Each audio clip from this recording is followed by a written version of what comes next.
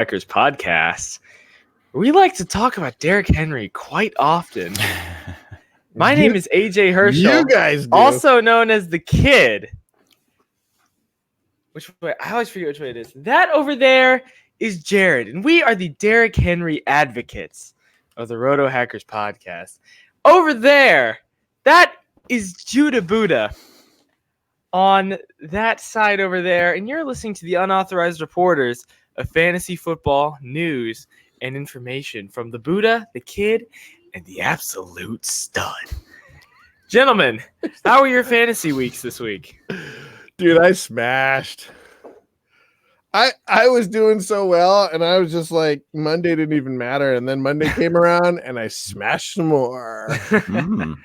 Like, I went from, like, winning by 20 in most of my leagues to winning by, like, 60. Oof. No, well, actually, add Lamar. Well, some of the leagues, like my opponents scored a little bit on Monday night. Now, one league I had given up on, I showed Jared I had given up on, and like I randomly had the Ravens defense in, and I went and I looked at the league, and I was like within 3, and then Jared throws cold water on me. He's like, "No, game's over."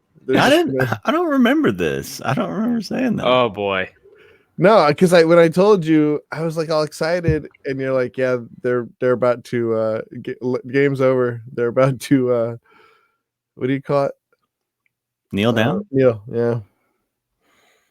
Oh, but that was one. But that was the one you ended up. Right. So I threw cold water on it, but I was right. Is what you mean, right?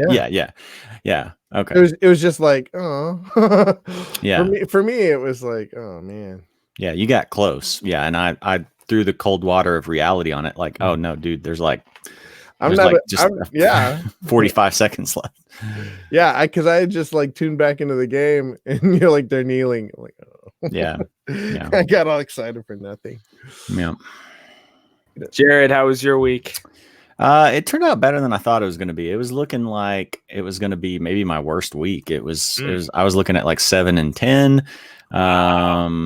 Just like, I don't know. I mean, I had a couple of teams that, I had a few teams that just went off, but a lot of them they just weren't the best matchups and stuff. And, but fortunately so one league, I can't remember who my opponent had, but he was about to overtake me, and this guy did nothing. So I was like, okay, 8 and 9, that's nearly 500.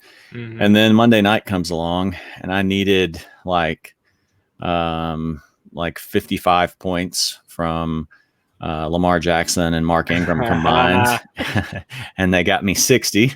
Oof. So I won that one. And then there was another one that I had just completely given up on because the guy had like 4 Rams going, and he was trailing by like, I don't know, 18, trailing me by like 18, 15, 18, something like that. And then those 4 Rams combined for like, 12. So I ended up 10 and 7, and won a few leagues that I really needed to win. Didn't win a few leagues that I would have really liked to have won, but I'm still okay. I'm like 16. So we're going into week 13, and 16 of my 17 teams could still make the playoffs. They won't. Not all of them will. But you never know. It's mathematically possible. It is mathematically possible. Yeah. Yeah. Out of the 14,605 fantasy football options, yeah. There's one scenario where 16 of 17 gets in. There you go. Oh my goodness! I had a rough week in one of my leagues where Mark Andrews was the one Raven not to catch a touchdown pass. Yeah, and that almost killed me, but I was in the playoffs in that league anyway. But it was probably the roughest week I've had in a while for me. Just a couple close losses, and this one person just completely blew me out of the water. But I don't know. I'm in a playoff position in most of them, so hopefully it'll work itself out. So, what did you guys think about last week? It was kind of interesting. Last week was kind of interesting. I made good quarterback decisions last week because I think I said it on the podcast. I can't remember. I know Judah and I were talking about it, but I think it was on the podcast where I said, like, I'm benching Dak everywhere. Yeah, you said it on the podcast for sure, because I was like, well, I don't know. Yeah, and so I started Sam Darnold over him in a bunch of leagues, and so Darnold put up like 28 and Dak put up like 7. So so that was a good choice. But then, like, I started Hunter Renfrow, and not a great game out of him. So I made good quarterback decisions: Baker Mayfield, Sam Darnold, lots of those guys. But some of the other positions didn't. My wide receiver Hail Marys didn't pan out very well. And Jalen Samuels, where did you go? It's like the fourth. He's like the 4th running back suddenly in the Pittsburgh pecking order. You had like White and Benny Snell and Edmonds, and just all of a sudden, I mean, just disappeared. And I mean, nobody saw that coming. I mean, not only did we recommend Jalen Samuels just across the board, but just all the, Yahoo, ESPN fantasy analysts, nobody could have seen that coming. Yeah. Judahbuddha, how about you? I started. Remember, I did really well, but no, your reactions on last week. So it's interesting. Like, the players that didn't just blow up, most of them didn't score very much. Yeah, it was like a couple players blew up. Like, there was about 10 or 12 elite, and some of them weren't even elite players to begin with. It was a low scoring week overall. And I happen to have a league where I was already in the playoffs, where every single person I had. So if I had started Willie Snead and Fitzpatrick, I would have gotten over 100 points. Other than that, like over 100 or over 100 points. Is this a standard league? Not between the both. I mean, just like I didn't get close to 100 with like a 16 roster spots, or not 16, like 11 roster spots. Oh, wow. So I was like just absolutely frustrated with that team. I had Mixon, I had Dak. I mean, it wasn't the sort of thing, like, this is a dynasty league, so there's nobody on the waiver wire, so you can't really last minute trade out or anything. There's like nobody on the waiver wire. So I just had to take my lumps, watch my season go down in flames. Not my season, but I guess my postseason.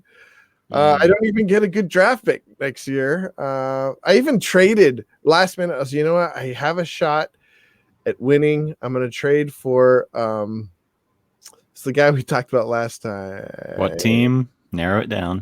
The Jets. Crowder. I traded for Crowder. I traded my 3rd and my 4th next picks next year. Oh, wow. Okay. Because, like, I don't even know if I'm going to be on the team next year. You're the fantasy football owner equivalent of like the Texans or the Rams, where you're just like going all in on draft picks. Yeah. It's like you said, I don't know if I'm going to be there next year. Let's go. And it didn't go. So NFL correlations, what'd you think? NFL correlation? Yeah, stuff that happened in the NFL. Like, you're talking about your dynasty league, but the NFL wise, what'd you think? Yeah. NFL fantasy wise. I mean, the correlations with NFL is that this year has been crazy for parity, like we've been talking about. There's just been so many. It's just been like whack-a-mole. One player goes off, the next week he doesn't. It's like, if you look at your fantasy, it's really hard to find anybody with consistency. Yeah. Christian McCaffrey has it all. He has it. He's like soaked up all of it. What's his name? Lamar Jackson is just ahead of him, but he's a quarterback. Well, they've each had like one bad week because, I mean, Lamar's was like 14 something points against the Steelers, and McCaffrey was like week 2 or 3 against the Bucks. where he got shut down. So like each one has had like a bum week, but otherwise, I know what you mean. Like I had the league where I did the best in, and this was one that I really had to win because it was me in fourth place, even though I've got the most points in the league. Fourth place and the fifth place team playing each other, and we're tied. Ooh. And so if I had lost that one, that would have been really bad because I would have then needed, I would have needed him to lose at least one, and then I would have needed to win at least one, if not two. But I blew him out though because I had Darnold, I had DeAndre Hopkins, I had Fournette, Kittle. And I started DJ Moore actually over Cup. So that was like a last minute switch, which I mean, I won like 170 to 115. So it's not like it made the difference, but it was more points. So I'll take it. But yeah, I did I saw Lattimore was out again for the Saints and Cup. I just didn't, with everything that Goff has not been doing lately. I just didn't trust it. And so I'm like, yeah, you know what?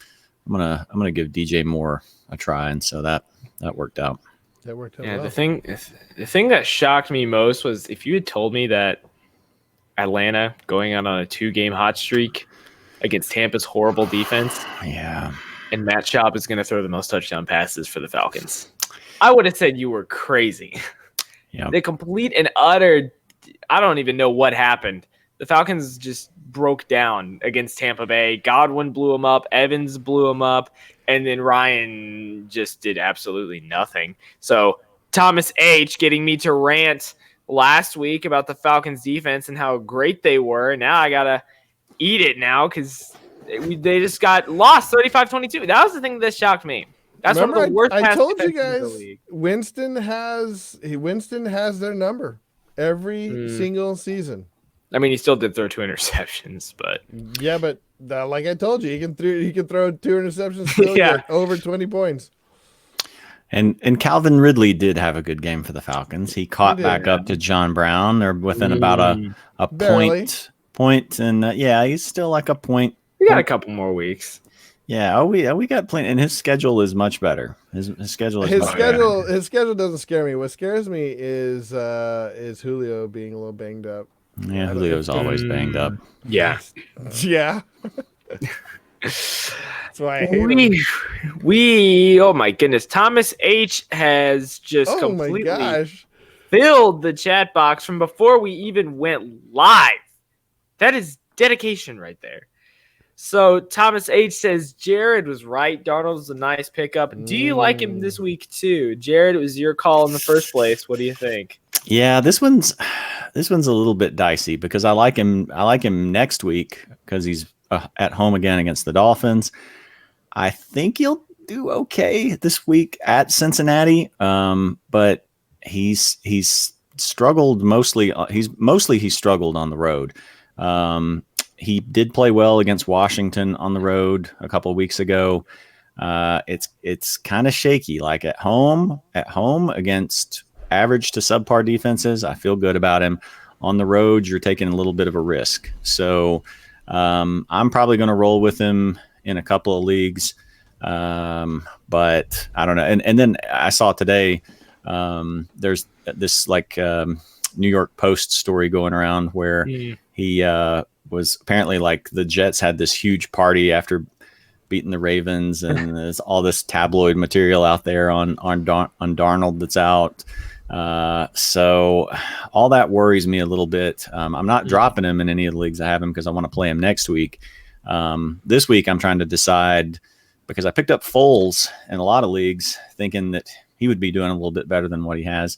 Yeah. So I've got him and he's playing Tampa at home, and I'm iffy about him too. He hasn't played that well.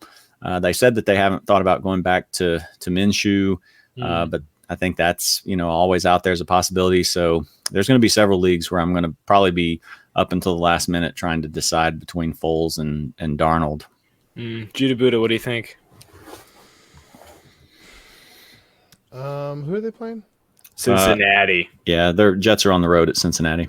So Cincinnati can win like a game and still be in contention for like the number 1 spot, right? Yeah. Yeah, and they're putting the putting red that, rifle back in. The Red Rocket. Yes. Well, Yes. see, I thought it was originally Red Rifle, and then we went to Red Rocket, and then I think it was Matthew Berry tweeting out today Red Rifle. So I think we've got some sort of controversy, discrepancy and controversy over whether it's the Red Rifle or the Red Rocket. Either it's super important. It's super important to get this right because he's a marquee player. Look, I think they're probably going to try to win this. Their defense has been, it hasn't been total nothingness. I don't know. It almost might be better for Darnold if Andy Dalton comes back and throws against them because he'll have to stay competitive. But I don't know. I just can't trust Darnold. I just can't trust him. I feel like there's better options. Yeah, but he's playing Cincinnati, and especially when you're in a 12-team league and some people just hoard 2 good quarterbacks that they picked up, pickings get pretty slim. But who are the better options this week? Right. Who are the better options that are going to be available? Mm-hmm. I like the Titans. Tannehill? Yeah. Yeah, he's another option for this week. They're on the road against the Colts. Yeah. The Colts have been solid on defense. Even though Tannehill did put up a banger game last week, he had 32 points. He did. He's had close to 30 points for 3 weeks now. Mm-hmm. I like him. I like him overall. I like him. And you guys said he wouldn't run, but he's running. And, yeah, it was us who said that before you corrected us. That is how it went. Mm-hmm. That is a thing that happened. I guess I'd play Darnold. I guess I would. Don't you feel like there's like a non-zero chance, like a high non-zero chance that he just like flops? I don't know if he'll flop against Cincinnati exactly. I do feel like I felt good last week about like him and Baker being like the top of the streaming options, like clear top of the streaming options. This week it's murkier. It's like Foles has the best matchup, but he hasn't been playing that well, and Tampa just came off a game where they were playing better. Darnold, he's been on a roll lately, but he's back on the road. There are all these stories from this week. What are these stories? I haven't heard any of the stories. Well, it was basically just I think the term that the Post used was that he had just gotten wasted, and there was all this other stuff that I won't get into, but it was basically just like treating it like they had won the Super Bowl, or he was back at USC and they had just beaten UCLA, and their whole team had a giant frat party or something. Who knows? You can't tell if that's true or not. But the fact that it's out there when he's a guy that we've already seen like get rattled by the Patriots, like that kind of thing worries me to see if he would get rattled by that. And then Tannehill's been really good, and I feel good about him as a streamer. But most of those games have been at home, and again, it's just harder to trust quarterbacks, period, on the road. But especially a guy that, you just doesn't have that much of a track record this season. He's only been around for the last several games, so I don't know. It's probably one I'll have to think about up through Saturday. But I just don't feel like there's a lot of like clearly. I'm not sure if there are any like clearly better streamer options. I like Garoppolo too. But on the road against the Ravens, yeah, and it's hard to even get Garoppolo though. He's 83% owned. Yeah, that is true. I wouldn't. That's one that I would not do, because I think that's one that could be. He could do okay, or he could have 11 points. Right. So. Oh, and if Garoppolo is on your waiver wire, that probably means that someone with a better matchups out there too. Yeah, and that's a nice matchup for week 1 of the fantasy playoffs against Atlanta. Yeah. Well, which Atlanta are we going to see? Are we going to see the True. old Falcons or the new old Falcons? I guess now I don't even know. Yeah, I think probably in San Francisco it will be the bad Falcons. Thomas H does say he's glad that we convinced him to pick us Jarvis Landry. The Browns were on fire last game against Miami, but they were on fire last game. Yeah, Jarvis hurt me in some leagues. Well, actually, I think maybe the one I was playing against him in was the one where Lamar and Ingram came back. It's hard to keep them all straight, but yeah, that the Jarvis question I guess must have been going back a while because I vaguely remember it, but I don't even remember what we said about it or who said what. But I think I vaguely remember us saying like, yeah, pick him up, give him a shot. Oh yeah, because he was like, it was like a pick this person. And we were all like, gotta go Jarvis. Yeah. Yeah. Well, I guess he was just on the wire, and we were surprised by that. Yeah. Hey, by the way, Gordon Hackman, he tuned in last week because I told him to tune in right for advice. He played Tannehill, and he didn't win his game. What? He only had two players that did well. It was Tannehill and OBJ, and everybody else had like no, because he had like Cup and good players, White. James White, but he just nobody did anything. And he played against the reason I thought about it. He played against Landry. Tough. Who would have thought? Who would have thought last year that OBJ and Landry be on the same team, and Landry would go off for 30 points, and OBJ would only have like 15. I don't think that's surprising. Especially if that would have been hugely surprising. No. First off, to the first thing, OBJ and Landry on the same team, not surprising.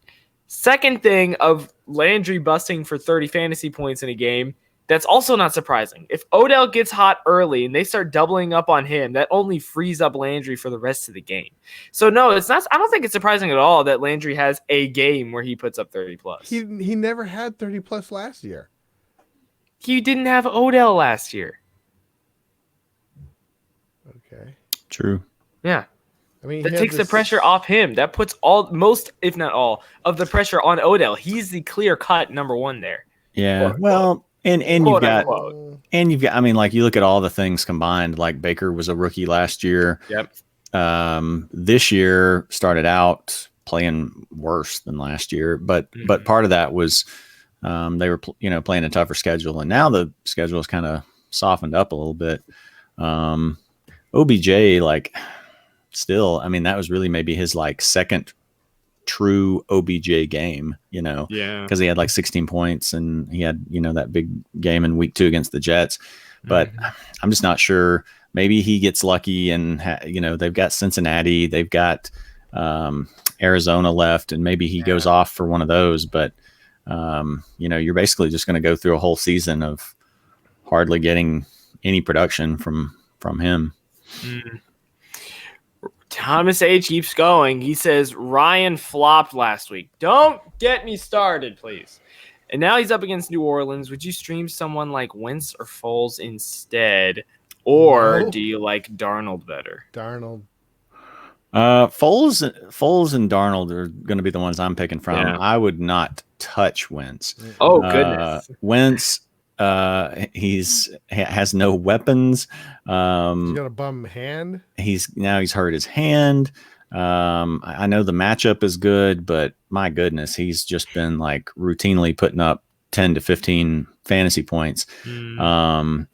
They just, I don't know what they're going to do. They're going to have to figure something out in the offseason, but that offense is just terrible right now. Yeah. Ryan, he killed me in a league. But I mean, I don't feel bad about it because I mean, it was, Matt Ryan at home against the Bucks. Theoretically, that should have been, easy 25 points. He's hard to trust. Like, if you look back through his list of games, it's been a while since he really did anything. He had 2 back-to-back games where he had 30 or so points. Just pulling it up while we talk about it here, if I can.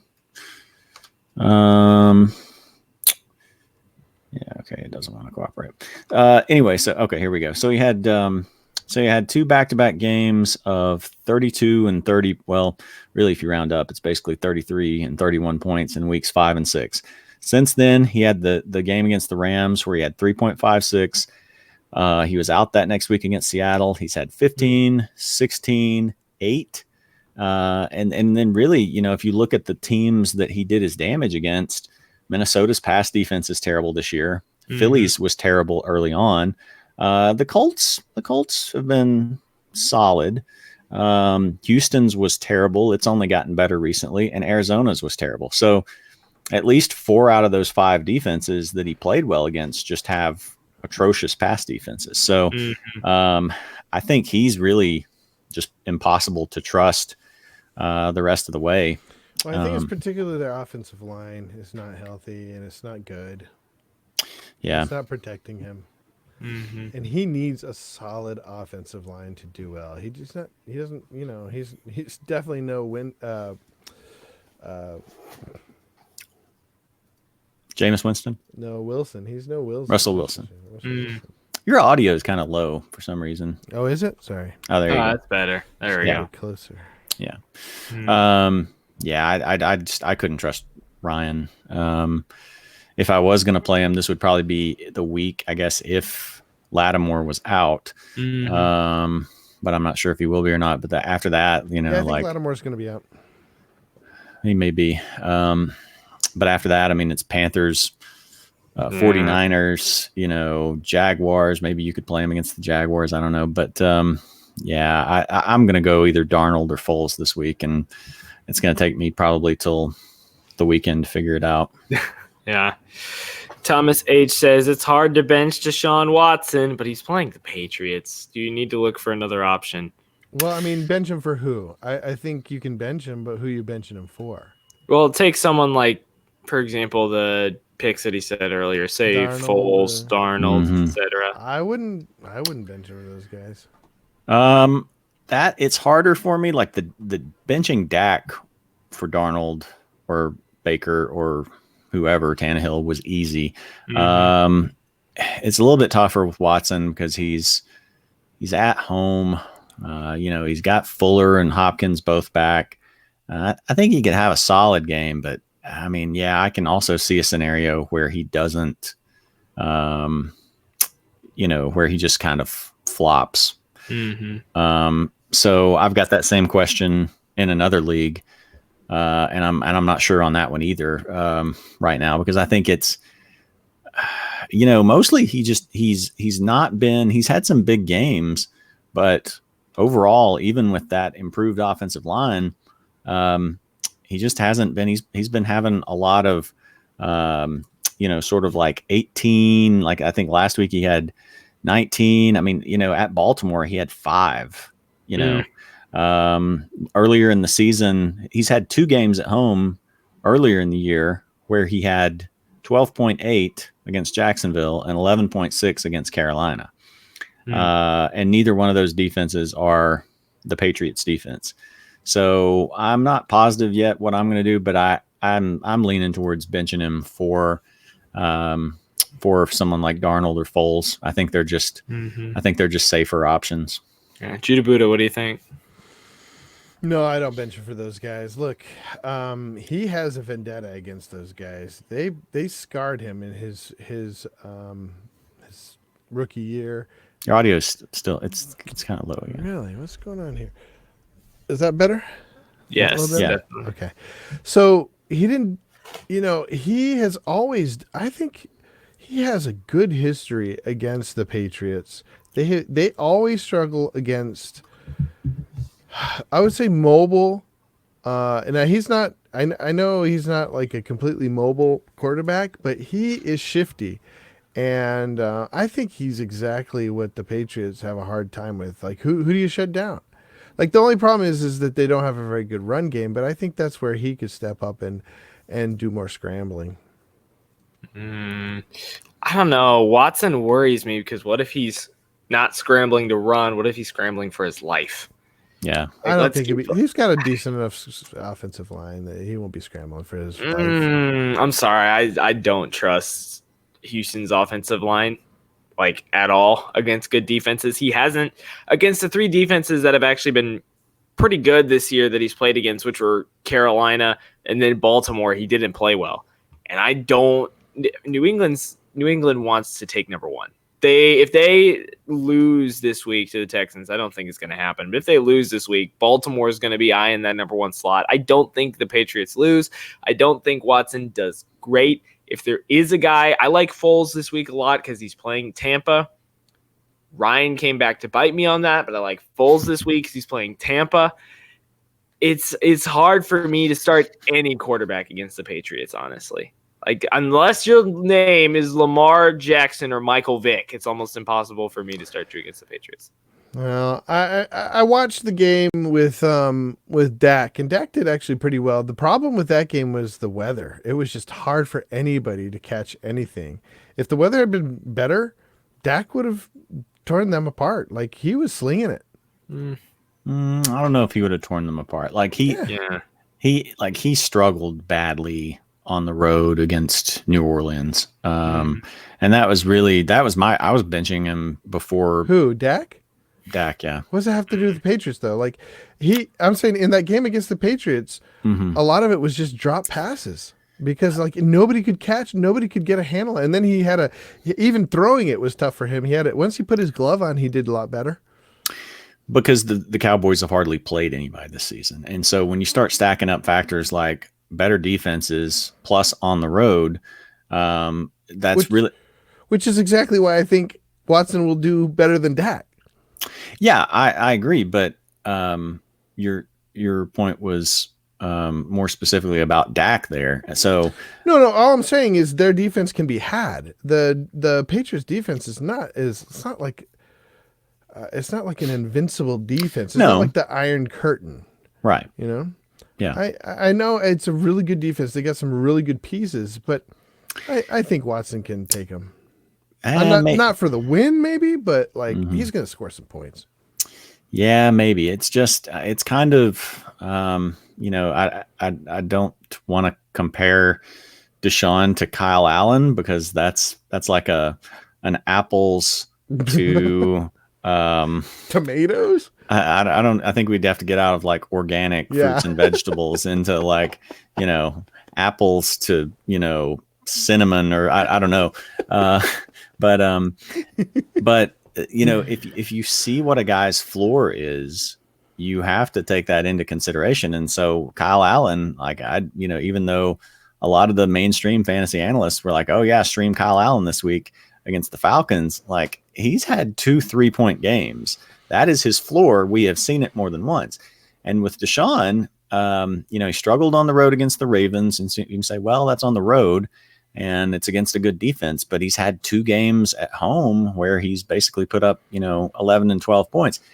So when I've seen somebody's floor and I know they're going up against, a defense that's not as good as it looked early in the season, but I think is pretty good. It's hard for me to trust that he's going to get, because I think Foles and Darnold can stumble their way into 15 plus points. And I can see a scenario where, Deshaun doesn't make it that far. And I'm not sure there's one where he just lights the Patriots up. So I don't know that the ceiling's that high, but I think the floor could be low. I mean, you're talking about Darnold. Have you seen what his floor is? Apart from the Patriots game, like against bad defenses, he's pretty solid. He's got solid weapons. Robbie Anderson finally got back in the mix last week. The Jamison Crowder has just been catching everything thrown his way. He's got Demaryius Thomas. He's got Ryan Griffin. He's got Le'Veon Bell. I mean, but you're the one who's talking about floor. And I'm just saying Watson does well against good defenses. He just does. He steps up his game against good defenses. I mean, at times in his career, but but if we look at this season, like I said, you've got specific examples of Baltimore, Jacksonville, and Carolina. So Carolina's not a good defense. I know, but the narrative that he's going to somehow like will himself to play better against good defenses than average or bad defense is I just don't think that's true. And I don't believe in revenge games. Like revenge games you can have a revenge game if the team is bad and your new team wants to set you up, to play well against them. But I don't buy into the narrative of, this guy is just so laser focused in and so angry that he's going to pile up the points. Like they keep doing that narrative with Aaron Rodgers and the 49ers because the 49ers passed him over in the draft. And the 49ers 11 years ago. But they still, it doesn't matter. Like even a year or two ago, they were still, analysts were still pitching that narrative, and it never happens. They shut him down every time because they're a good defense. So, well, we'll see. 710, welcome back to the show. He says he's thinking about starting Kyler Murray instead of Deshaun Watson. I could get on board with that. Yeah, same here. Yeah, like any of those running quarterbacks, I would start Tannehill, Kyler Murray, and he's got the Rams on a short week. In Arizona. Yeah, I can get on board with that. I'd play Josh. I'd play Josh Allen. Josh Allen this week? Yeah. Well, that's a good segue into Thomas H's question. Allen's got a brutal stretch of defenses for the rest of the season. Do you drop him? I do. Yeah. No. Depends on who's on your waiver wire. Yeah, it depends. But if the guys that we mentioned before, Darnold, Tannehill, Foles, at least for this matchup with Tampa, if they're there, I would, because I mean Darnold's you could in a pinch, I think, start him against the Cowboys or somebody else. But then, his playoff schedule's in Pittsburgh and at New England. What do you think his floor is? Just guessing, not looking. Oh, Josh Allen's floor for the season? Mm-hmm. I know he's been consistent. I think his game against New England, that was the roughest one. Floor, yeah. I'll say 12. Almost exactly 11.72. Mm-hmm. Yeah, no, I knew, because I've said that on here. I've said on here, like, Josh Allen every week is like 17 points, but it's been every week up until this point, and he hasn't had a ton of tough defenses, and we saw what New England could do, and that was Tennessee's a tough defense. They're so. Denver's a tough defense. Denver is a tough pass defense. Yeah. I don't remember what he did on the ground against him or how he got his points, but Dallas is that. Dallas is a tough pass defense. Yeah.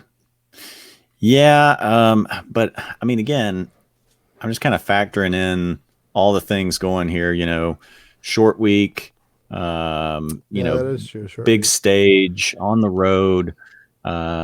Just the more things that you start putting out there that are variables that could go against the guy, I'm like, so yeah, man. I mean, I'll give you that. I think this week you can make a solid argument for starting him. Dallas isn't the scariest defense, even though they've been pretty good. They've been kind of a bend but don't break defense. But then Baltimore, Pittsburgh, and New England, I want no part of starting them against any of those. I think you put too much stock into defenses. Well, I mean, we can just look and see. I mean, again, the one defense that he didn't really do well against was New England. The others he's played, the Jets, the Giants, the Bengals, and you say Tennessee's good. Tennessee's okay. The Dolphins, the Eagles, when they were terrible, they've gotten suddenly better within the last couple of weeks. The Redskins, the Browns. So that's what he's done. But I mean, like, I think what he's going to do is, I think he'll do fine. I'm not saying he's going to win against all those guys, but fantasy wise, he's still going to put up points. Are you saying that he's not going to get, like, they're going to just shut no touchdowns From here on out, the Bills don't get any more touchdowns. No, I think I think in some of these matchups, like against the Patriots in New England, or maybe in Pittsburgh, maybe against Baltimore, I think it could be like a 12, 13, 14-point game, and you can get guys that you can trust more to at least get you in that 15 to 20 range, like a Darnold or a Foles. If you can get one of those, or Tannehill, if you can get one of those instead, I wouldn't keep him. I think the New England one scares me, but other than that, I mean, he's got Baltimore at home. Pitt doesn't scare me at all. Who like New England? Yeah, I get that, but Dallas, like, what are you guys shaking your boots about Dallas for? Who have they stopped? Well, I mean, I'd have to go back and look to see every single quarterback they've played, but I mean, they've given up. Just looking at the little Yahoo information bubble, they've given up the 8th fewest points. Now, granted, they haven't had a tough schedule. So Winston had what, a touchdown and 200 yards. They did well against him. That was like the one. That was like the one that you were going for. Like, here we go. Oh wait, no, I'm not. That's not the right one here. I gotta look at that. I gotta look at their schedule, Cowboys schedule here. Yeah, so they've had. I mean, it's not been, especially at the beginning of the season. It wasn't hard. When they, it was the Giants, the Redskins, the Dolphins. Then they played in New Orleans. That was without Drew Brees. Yeah, I mean, they've been just like shutting down, like, yeah, second tier, guys that don't run mostly. Right. Yeah, it is tough. It's tough to get. It's tough to get an accurate beat on like what this game's going to look like, which is why I said, like, I can see an argument for starting him this week. I personally wouldn't, but if I had one of those other options, but if you had to in a pinch, I could get on board with that. After this week, though, no Josh Allen for me after this week. 710 says, with Renfro going down, do y'all got any advice at the waiver wire for wide receiver? Williams and D.D. Westbrook are a couple guys available, and he's got the 9th priority. Oh, 9th. Oof. Yeah, it's slim pickings for wide receivers. Mm-hmm. It's kind of funny because at the beginning of the year, you're much better off like going for running backs in your draft, and it just seems like receivers are plentiful. And then towards about 2/3 to 3/4 of the way through the season, then you start getting running backs available because running backs are getting hurt, and there are just no wide receivers almost available. I don't know about that this year. I think like almost in all of my leagues, even my bigger ones, there's typically like at least a guy who's serviceable. Like who, for example? Like for example, Beasley, A.J. Brown, Randall Cobb. Cobb is those guys. Slayton, Darius Slayton. Actually, that might be the guy you want to pick up. Yeah. Cobb is I think Cobb's a good choice this week. Yeah, but that's the thing. Like after that, you get into people like for running backs, you got like Neen Hines, Shady. I know, like running back, Edmonds, you can't find anyone serviceable. Anymore. Well, they get risky, but I mean, like, so on one of my waiver wires, I mean, granted, this is just one, but like, I don't know if I'll be able to get him. But somebody dropped Marlon Mack, and so I guess he's just sort of he's in like. League? It's not our league. No, it's not our league. But I guess he's just thinking like, I've got to, he's got an uphill fight to even make the playoffs. He's not going to worry about seeing if he comes back. Some people are going to be picking up Benny Snell, at least as like a temporary option, but that's a little bit dicey because you don't know, like maybe Mike Tomlin just goes back to Jalen Samuels next week. I don't know. And you don't know when Connor's going to come back, but different guys. LaShawn McCoy is out there. Yeah, I did notice that. I'd pick him up. Yeah. Really? Oh, yeah. Okay, but getting to the question, though, what do you guys think about this here? I think Cobb, if Cobb's out there, He's a good option. If Slayton is out there, I would snap him up. The tough thing with Slayton, though, is the Giants are much more attractive if there's only 2 of those receivers playing. And there is. Well, Golden Tate's got a concussion. Yeah. But he could be back in for this week. Even if he's not, that's just kind of a 1-week fix. The Packers' pass defense has been pretty solid. So there's some issues with him there. Yeah, I guess so. But I mean, what about DD though? He's playing Tampa. Yeah, I like DD. Yeah, again, it's kind of a tough one because the Jaguars are sort of using 3 receivers, spreading the ball around. Leonard Fournette is still the main guy, getting it a lot. And Didi's production was all like second half last week. Garbage time. Yeah, kind of. Well, not necessarily garbage time, but just like they were playing catch up. Did he have 0 points against New Jersey? No, wait. Who did he play? He played the Titans. Titans. Oh, okay. He had 10 points. Yeah, right, but it was all basically like second half while they were in catch up mode. And even though he and Foles had this preseason connection, like for the most part, it's been like Foles throwing to Conley and Chark, and then dumping off to Fournette. So that's mostly dumping to Fournette. Mostly dumping to Fournette. If Alshon Jeffrey's out there and you want to take a chance on him, like he's on some of my waiver wires. He's on about half actually. He might not play though. He might not play. But it is the Dolphins. If you've got a space to stash him, then he could be, sort of an attractive option. Yeah. Well, we should also get to talking about the waiver wire. And I guess that's what we're talking about. But like one we haven't mentioned is N'Keal Harry. He's becoming a favorite target of Brady.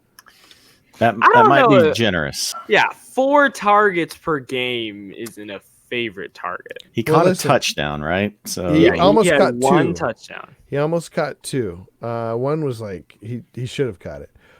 Philip Dorsett is questionable and banged up, and he's just not very good. Like N'Keal Harry is fast, and he's got incredible athleticism. Yeah, but with the Patriots receiving core, other than who do they have? Edelman, you've got Edelman's Sanu. banged up, and he's questionable. Okay. I have Edelman in a couple leagues. He's questionable every week. Plays every. No, but he's a slot. He's a slot. He's not. But that's where Brady loves to throw, though. That is true. But he didn't throw to him in the red zone hardly at all on that last game. Well, like you said, he's still the one getting targets, though. Yeah, and like you said, it was a messy. It was a messy game. Yeah. It's just, I think Harry could be a better stash for a couple weeks down the road or something if you see a little more out of him. The tough thing is just he had 1 catch last week for 10 yards, and it happened to be a touchdown. The week before, he had 3 for 18 yards. You're not even talking boom or bust really at this point. You're talking about bust or theoretical boom that hasn't happened yet. But that's 4 out of there just wasn't a whole lot of passing, and they were both red. He had 4 targets, and I think all 4 might have been in the red zone. And we're talking about Houston, who, if they're going to be had, it is in the secondary. It's deep in the secondary. Yeah, although they've played better the last 2 weeks. It's tough. And they got some guys back. It's tough to kind of tell for sure because they were up against Gardner Minshew and Jacoby Brissett, not the most elite quarterbacks. So it's kind of tough to tell, but I mean, that Patriots wide receiver tree, like the distribution, like beyond Edelman, you've got like Jacoby Myers and maybe Mohamed Sanu's back. You've got N'Keal Harry. Yeah, I think if Sanu's back, then it makes it not. But if Sanu and Dorsett are still ailing, I would definitely do some N'Keal Harry. 710 said the Falcons D let him down. Yeah. Yeah. Yeah, it turned out to be a mirage. Ray Gibson asks, what's the best tight end to stream for this week? He's not sure when Hooper's coming back. I'd also add to that Evan Ingram. Yeah, Evan Ingram, not sure when he's coming back. Yeah. He's frustrating me. Yeah. What do you think? Well, if you really want to gamble, oh boy, a guy who hasn't really done much lately, but he's got the golden matchup of the Arizona Cardinals is Gerald Everett.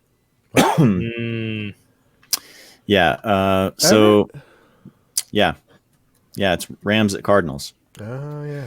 So the last 2 weeks he has had 2.5 points and 3.3 points. He's had a total of 3 targets and 3 receptions and 20 and 23 yards respectively. And that was after a game where he had 8 catches on 12 targets and 68 yards. Yeah. The week before that, it was two catches for 15. The week before that, it was 10. It's like he's mostly been alternating. Like that's the definition of a fantasy tight end. Yeah, and he has been, sort of boomer bust because it's either double digit targets and double digit points or 1 or 2 targets and like 2 points. So so I think that's kind of, obviously if you go that route, you know what you're getting into, but he's got the Cardinals. It's the golden matchup. They are a little bit better on the outside with Patrick Peterson taking away some of that deep threat. Goff can't really do anything except, short passes. Yeah. In that game against the Ravens, it was a little more worrisome though, because he was throwing some to Higbee. So that gives me some concern. But I think he's for the guys that are going to be out there, like you probably don't have, I think Hollister is owned in most of my leagues now. So I think, if you're really desperate, cause it's probably going to be one more week. It's probably going to be week 14 when Hooper gets back, then Everett's an option. I like Kyle Rudolph. Well, of course, what's his name's coming back this week? Thielen. I got a Thielen. He's coming back, so maybe Rudolph wouldn't be. You know who my big gamble is? I think it'd be a nice gamble. Jaden Graham. Oh, different guy. Okay. If Hooper's not back and Hooper's backup's not back, Jaden Graham is going to get and if I'm not sure that Freeman's coming back either. So the dump off king is going to be Jaden Graham in Atlanta. That's a big reach.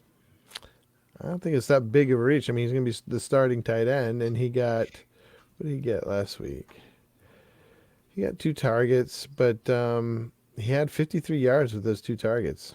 Yeah, but that just means he broke one big. That just means he broke one big. Well, guess what? He might break one big again against New Orleans. Yeah, they're one of the better top 10 defenses against tight ends, statistically speaking. I mean, statistically speaking, according to Yahoo, statistically speaking, against the Atlanta Falcons, who couldn't throw a touchdown until Matt Schaub came in against Tampa with a tight end who had 2 targets last week. I think I told you he's a big gamble, but I think he without Hooper and without Freeman. Now I don't know. Freeman might come back. Yeah, Freeman's supposed to be back. I don't know. He might come back, but another guy I'll throw out there is Jack Doyle for the Colts. Eric Ebron just hung it up for the season because he's apparently going to have terrible. Well, here's the thing. So as a Colts fan, I know there's all this like there's like mild drama with Eric Ebron because I guess it was a surprise to the coaching staff that he decided to go on IR. It's like getting his teeth cleaned or something, right? Well, no, he's got to have both. Supposedly surgery on both ankles. But he came out with this Instagram post saying, like, oh, Colts fans, we've done everything we can for my ankles. They've been a problem all season, blah, blah, blah. So Ebron signed a 2-year deal with the Colts prior to the 2018 season. Yeah. So he blew up last year, thought he was going to have another good year this year, and then he was going to be in line for a pretty big payday. But of course, then Andrew Luck retired. And so a combination of like Jacoby Brissett and Ebron and the Colts' more conservative play calling without Luck there has just resulted in just kind of a disastrous season for him. So I think he's kind of trying to create a narrative of like, hey, future teams out there, remember that guy that was really good last year? That was me. I'm still that good. It's just these bum ankles that have been holding me back all year. So, so I think that's kind of part of the deal. All that to say about Jack Doyle. Yeah. All that is to say that, now, with 2 tight ends to throw to, it was just like half the targets. It's still not, it's not like Doyle's going to absorb everything that Ebron was really getting there, and he wasn't really getting that much. But because they've brought up Ross Travis off the practice squad, he's a guy that they really like, and he just can't stay healthy. But like, honestly, he's looked as a pass catcher, like he's flashed like Gronk-like at times, but he just can't stay healthy. And so there's a possibility that like, he could end up, being more of the receiving threat. But for this first game with Ebron gone, I don't know how much immediately Travis will be involved. The Titans aren't particularly great against tight ends. They're giving up the 11th most points. So I think Doyle could be an option again, depending on how desperate you are. And if Everett's gone too. Oh yeah, I think Doyle. If he could get Doyle, now Doyle probably is asking. He's out there probably, unless there? unless it's a deep league. He's probably out there. I think he's great. He's power. Like, he's slow. That's the only thing about him. He's slow, but he runs routes. He runs great routes, and he's got a good head on his shoulders. It's just that he's slow. But once he gets the ball, man, he just powers it into the end zone. Like, if he's anywhere close to the end zone, it's hard to stop him. Thomas H. says, for running back help on the waiver wire, Benny Snell or Jonathan this is easy for me. Yeah, but you gotta go Jonathan Williams. Yeah. Oh, yeah. Yeah, undisputed carry share there, unless the Colts decide to pull a Mike Tomlin Steelers where they're just like, you know what, we're going to give it all to Jordan Wilkins this week. So, Naeem Hines. We'll sprinkle Hines in there. If you're going to gamble though on coaches, you have shown you're a gambling man today, apparently, with your waiver wire picks. But I mean, the coaches there is, I mean, you're talking about Tomlin there, right there for Snell. So, I mean, right. There's no upside. There's no arbitrage there. Crypto EE asks, thanks good for to have tuning you, in, by Crypto. the way. Yeah. He asks, Eagles D over Patriots or Ravens D this week? Absolutely not. Wow. Explain, please. The Ravens D, Peterson has had, is it Peters or Peters? Peters. DeMarcus Peters has had a interception in every game since he's been with them, I think. They're playing Baltimore though. San Francisco. They all Baltimore. Sorry, they're playing San Francisco though. I don't care. I think they're a great defense, but I think both of those teams have a high probability of running one back for a touchdown. Yeah. They just get these like these. I don't know. Just watching them as a defense, they're to me they're perfect for fantasy because they get these interceptions that are just so easy to run back. Yeah. For a touchdown. Jared, what do you think? Yeah, I agree. The Eagles are actually playing better. They are. Now that they've gotten healthy, they're actually not a terrible start. If you were in a pinch, I think they would be a solid choice, but you can't bench them for the Pats or the Ravens. That's a tough choice between Pats or Ravens, for me at least. Gotta play Ravens. Yeah, I suppose so. I mean, I can see I'll go with Ravens just because of the home road split. If the Pats were in Foxborough, I'd go with them. But I think that's going to be tough for San Francisco to come in there. I could see Jimmy G having a regression game or something. Mm-hmm. Ladies and gentlemen, that's the first hour of the RotoHackers podcast, and we don't have any other questions in the comments yet. So before we go to the waiver wire, we have a little bit of we have something that's long overdue since Sunday. You're gonna force Man who said I wouldn't start Derrick Henry at all. That is a direct quote. I'm not. Then he I'm puts not up 28 points. You said that last week. Wait. No. I know. Hold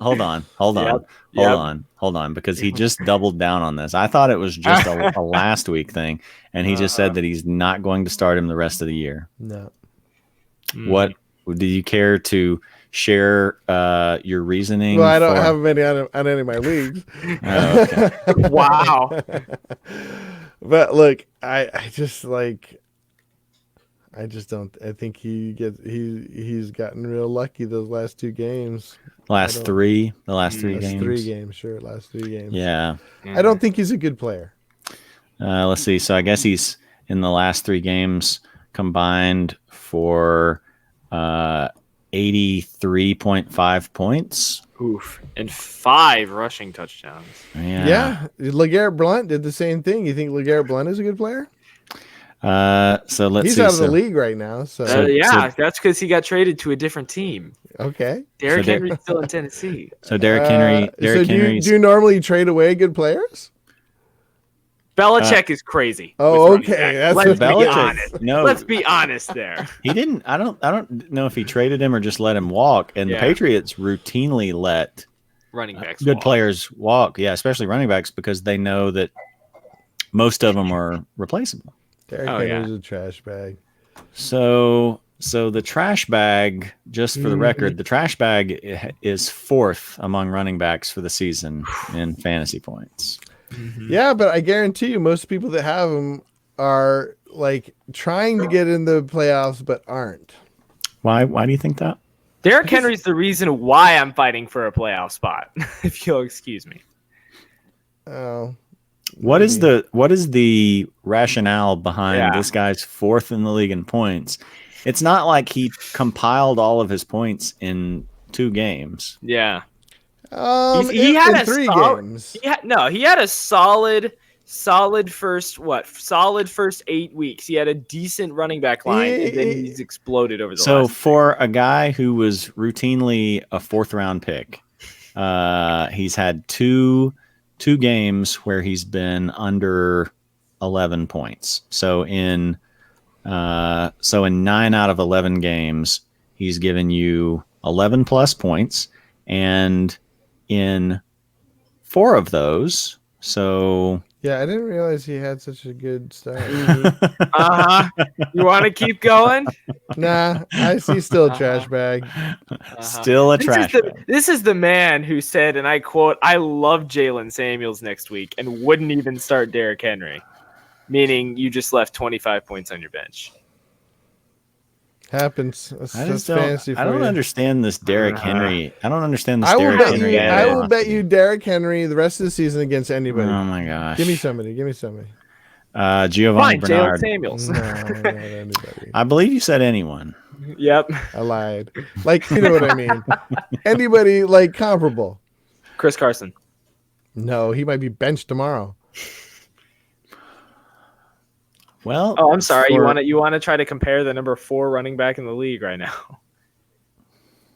I mean, yeah. So, do you think he's better than Mixon? Oh yes, this year yeah, absolutely. Yeah. All right, I I'll mean- take him. I'll take him again. Well, let me look at Mixon's. Oh please, schedule. yes. I can't wait for this. I cannot wait for this to continue. Mixon gets the Dolphins, but other than that, He also gets New England. yeah, he gets New England. Mm. The Jets are a tough run defense. Mhm. Cleveland twice. Cleveland's, They're Cleveland's decent okay. against the run. Yeah. Joe Mixon didn't have he regressed back to he still had 18 carries and he still had 79 yards, but Yeah. we went back to what I was saying before, where he's sort of touchdown dependent, where in the game. Oh, and Derrick Henry isn't? No. No. My comparison was going no, actually Henry isn't. The last 2 games he's had Not the last 2 games. 150 plus yards. So if a guy can, but our He got 100 of those yards on 2 runs. so Has Mixon done You guys are anything the ones on were saying anyone? earlier. You What? guys were the ones What? who were What saying did we say? earlier, like, oh, he only had 4 targets, but he got like 50 of those yards on 1 target. Like, Yeah, guess how many times Derrick Henry's running the ball. And remember the week before was the Austin Eckler Joe Mixon comparison, where I was talking about how Eckler still outscored him without getting a touchdown. I even said on that follow-up podcast, touchdowns true. come and go. That is So true. if Mixon is only getting 70 something yards, all right, let's do Mixon. Done. Mixon versus Henry. Mixon Yeah. Done. Okay. Easy. Whoever has to do it has to give a formal apology on our season wrap-up episode. That's last at least a minute to the other player. We have to do something else on top of that, though. Yeah, on time. We'll work it out. Ryan, How about this? How about this? Hey, real quick. Here we go. How about we get to choose, or whoever gets to choose the losers. No, the winners get to choose the name that you put in the little podcasting at the bottom here. Oh, okay. All right. All right. Jared and I will be in correspondence for our eventual victory. Ryan N, good to have you back, man. It's been a hot minute. Good to see you again. Crypto EE is back with another question. Which 2 running backs did you start in PPR? Chris Carson, David Montgomery, no. Tevin Coleman, Austin Eckler, or Miles Sanders? Pick 2. Do you go with Carson is the question. Like, Yeah. ugh. Minnesota run defense is not friendly. And Penny got a little more work last week. I'm staying away from Carson this week till I see what happens there. Well, really, it's the Minnesota matchup more than anything. I don't love Coleman against Baltimore either. No. I am actually inclined to go, assuming Jordan Howard isn't back. I'm going to go Miles Sanders and Against Miami, too. against Miami, Miles Sanders against Miami. Yeah. And Eckler. Gotta go Eckler. I am almost tempted to go Montgomery because it's the Lions. It's the Bears. It's No, I think you're onto something there. it's fluffy. It's the fluffy Detroit Lions. Yeah. It's the Bears, though. So No, but I really, you're going Montgomery over Eckler? so Is this PPR?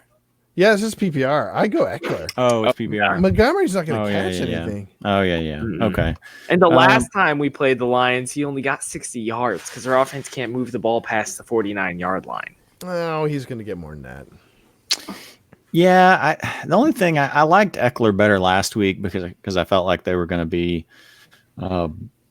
playing a little bit from behind and having to throw to him. Although actually, Pretty sure the rest of the season they're going to piled. be playing Well, behind, true. But which is a complete turnaround from they're going to win out this season. yeah, man, I don't know. I know that's against conventional reasoning here, but it's a tough choice for me between Eckler and Montgomery. I mean, the Lions run defense is not good. It's not good. You know the Bears offense is worse. Coleman might be a sneaky play here.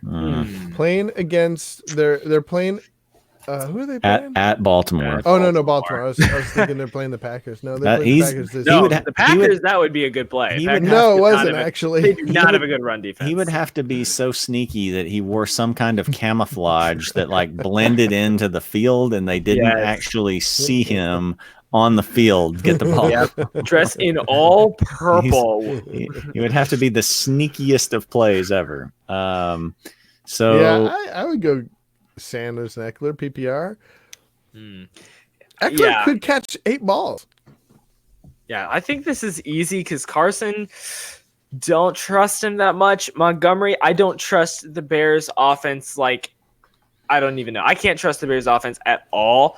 I can't trust our run game. Our offensive line isn't good, and as fluffy and as soft as the Lions defense is, the only way Montgomery is like the most touchdown dependent back in the NFL. Yeah. Because he'll get you anywhere between 30 and 60 points. And unless he gets a touchdown, just because our defense 60 points makes 60 yards. Oh. 60 yards. Just because our defense made a stop and got a fumble inside the 30 or whatever, we'll still probably kick a field goal. So no, I don't like Montgomery at all. I go Eckler and Sanders East. This isn't that hard for me. Yeah, I'll go Sanders, Eckler. Although I think there's the potential there for Montgomery to have a good game. Driscoll's banged up. I could see that. I could see the Lions failing hard enough that that it created some opportunities for the Bears. But Eckler is probably the safer play. Let me ask you a question real quick, AJ. How do the Bears do on Thanksgiving? Because like usually how you can kind of tell how they do on Thanksgiving, you know. We're fine. I mean, it's hard to tell because we've been so decent for the last 5 years. I mean, we play the Lions most of the time, so we'll put up like 21, 24 points. But that's when the Bears offense could be called moderately good, and we can't move the ball past the 50. So even though we perform decently on Thanksgiving, got a short week, offensive line is bad, and the offense can't move down the field. So I don't give anything. I'm going to throw out a fun little hypothetical here. Fun. So gun to your head, rest of season, Jared Goff or Mitch Trubisky? Yeah. Mitch Trubisky. Me too. The biscuit. I was actually going to bring him up as AJ's just done on that question. I was actually going to bring up the biscuit as maybe like a desperate play at quarterback this week. How desperate are we talking? Not too desperate. Look, I think I agree. Jared's right that like the Lions defense really doesn't scare me that much, and the Bears put up good points against the Lions on a regular basis earlier this year and last year. This year we put up 20s. It's like, it's not bad. But Trubisky did well. Yeah, so he had a good second half. We had 9 yards after the first half. He can have another good second half. He could. I mean, I can see a scenario. I mean, I think Trubisky could be a fine play this week. Like if you're in a deeper league, Darnold's gone, Foles is gone, etc. But it'd be hard to trust. I know it'd be hard to trust. Yeah. Yeah. The floor is 6 points. So yeah. No, his floor is point. The floor is 0. He can get benched. Yeah. That's true. Yeah. Yeah. Crypto EE, we're here for you every Tuesday and Saturday. If you got any more questions, we're still here. I just want to say I love his look at his what do you call that? The little picture there? Profile photo. Like it's so peaceful and yet strange. Yeah. Ryan N, thanks for coming back. Did you start Chris Carson, James White in PPR? James White has been a little MIA lately. Yeah. I was about to say that. I don't mind because I was playing against him in a couple of leagues, and I was just like, "Oh, I'm loving this. This is great." I don't have him anywhere, but I feel bad for the people that do. I don't have him anywhere either. So he's so he had a string of games, really kind of up through about before the bye, where he was typical James White. It was 9 or 10 points. And then he had a 15-pointer against Baltimore. But didn't play well against Philly. And I don't know what happened against Dallas. I suppose they just decided it's too wet to even throw any passes, even short passes. Oh man, did you see that game? I saw most of it. Yeah. Brutal. It was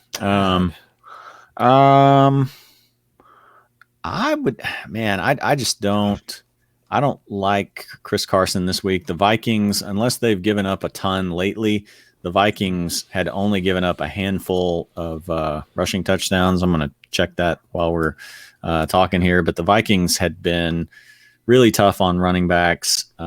So I would be inclined to just maybe go with James White and your 10 points.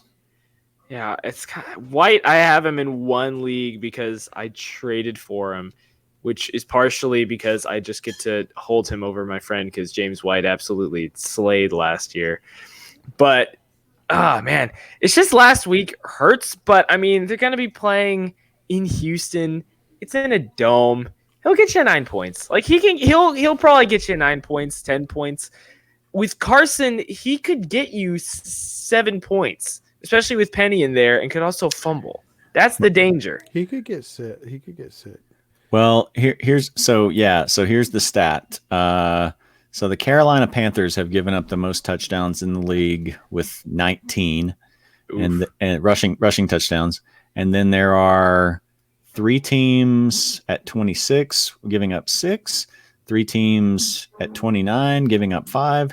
The Minnesota Vikings have given up 3 rushing touchdowns all season. Wow. So they're not. Well, he's not going to be rushing it in though. No, he's not. He's going to be. He catches a lot of passes. Carson? Yeah, he catches some, but I mean, he's not Le'Veon Bell. Like his touchdowns have mostly been. Haven't they mostly been receptions? He's had 2 receiving touchdowns on the year and hasn't had one since week 5. Oh, okay. Yeah, he's more of a rushing guy, but his touchdowns have honestly been few and far between this year. Yeah, well, he's had the yards at the beginning of the year. No, he's only had 4 rushing touchdowns all year. He had 1 in the first game, and then it wasn't again until week 6 that he had another touchdown. So Minnesota's dead last, number 1 in terms of fewest rushing touchdowns, and they're 6th overall in terms of yards. Wow. They've just allowed just over 1,036. So I'm not in on the Chris Carson train this week. Yeah, Ryan N says he could also pick up Alshon, but he's worth a really high waiver. Oh, so this isn't your is he flex? Really worth a high waiver? Is this so? Okay. Yeah, I guess this is flex. I'm not sure if you've got any other options because there's no guarantee. Alshon will even play. Yeah, I mean, if he plays, I would play him over Carson and over White. He's got probably a higher ceiling. Yeah. Definitely than White. Yeah. Yeah. This is PPR, right? Or I couldn't remember. Yes, PPR. Yeah, that New England backfield has gotten messier than ever because you've got Sony Michel, you've got Rex Burkhead, you've got Brandon Bolden, you've got James White. I think there's another guy that they were. Well, Rex is the one that's really stealing from. Yeah. White. Yeah.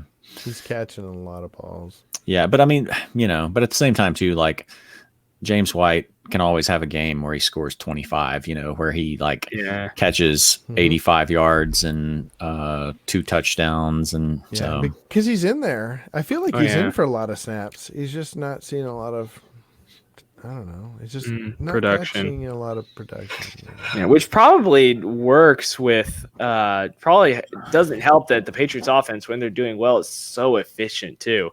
Like other than Edelman, same thing we're saying. It's hard for anyone to get a ton of points. I mean, White, he'll get you 9, he'll get you 10. But unless you're 2018 James White, which James White, I will love you forever for that, it's very hard to get a bunch of points. I mean, we've seen it the entire year. Sanu granted, he's had some tough matchups. Gordon, Dorsett, even N'Keal Harry, none of them have been consistent. But, I mean, when you're going with Carson, Alshon, who could be banged up, I like White here. He'll get you 9. He might get you 0. No. Which is more probable in a dome stadium in Houston. Like you said, the game against Dallas is a mess. So excluding that game, his floor is 7. Yeah, I don't think he's done anything to get in Belichick's doghouse. And, I mean, he's like, that was a weird outlier. I mean, normally he's just 9 or 10 points. He's just going to be there for it. So, yeah. Crypto EE says these wide receivers are free agents in his league. Any worth picking up? My man Juju, who's stuck in Pittsburgh, Deebo Samuel, Robbie Anderson, Dede Westbrook, and A.J. Brown. Deebo. I don't know how those guys are still. Deebo's still available. Yeah. Deebo last week. Deebo. Well, I'll say okay. Yeah. So he only had 2 targets last week, but he caught both, and he had 50 yards and a touchdown. Yeah. The tough thing for him is just not knowing with Sanders and Kittle in there, because really that's kind of where Deebo's gone off is when Kittle was out and Sanders. But I mean, he played so well, they would be smart to keep him involved. I mean, they were really taking advantage of his athleticism, just getting him little screen passes and stuff. So especially if Peters starts ball hawking Sanders, then because that opens him up. Granted, I mean, he'll get stuck with Jimmy Smith or something, but still. Yeah, I think he's worth picking up. I don't know how much I would want to play him this week, but if you need him, you're desperate, and then I think he's worth hanging on to see. Maybe you could play him later in the season against a couple of those matchups. Yeah. Judahbuddha, what do you think? I agree. And the only other one I like Dede. Yeah. I like Dede for his talent. I like A.J. Brown for his situation. He's a big boom bust, though. He really is. But I mean, all of these guys are boom bust, to be honest with you. Actually, most of these guys are bust. Juju bust. Ryan Anderson bust boom a little bit last week. Dede hasn't really boomed yet. I mean, Deebo will get you. I think he's got a pretty high floor. By high, I mean like you guys were talking about. He got James White. Well, James White's floor is decent. Deebo's floor could be 3. Yeah. No, I don't think so. I think with the new way that they're playing, and with the banged up receiving core against a tough Baltimore defense. Oh, we're talking about Baltimore, right? Yep. Yeah.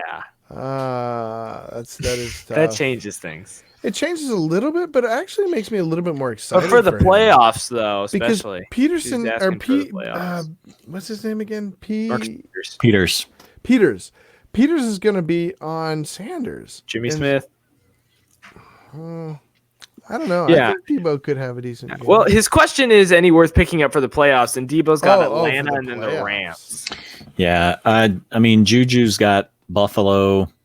I was looking at what Buffalo has done pass defense wise, and that's another. I'm not starting Dak this week either, because I believe if I looked at that correctly, Buffalo has given up 7 passing touchdowns for the season. You might as well just drop Dak, man. What do you got? What are you hanging on for him for? Well, for the Rams in week 15 and the Eagles in week 16. Ooh, that could be good. Could be terrible. Is that in Dallas? It's week 15 against the Rams is in Dallas. I think the Rams. I mean, I don't know. We've seen what a few guys have done to Jameis torched the Rams in Los Angeles. Lamar Jackson torched the Rams in Los Angeles. Yeah. Dak at home with those weapons, he could do some damage against them. But yeah, I don't want to use Dak for each of these last 2 weeks because he's got Buffalo at home and then he's in Chicago. That's a fun one.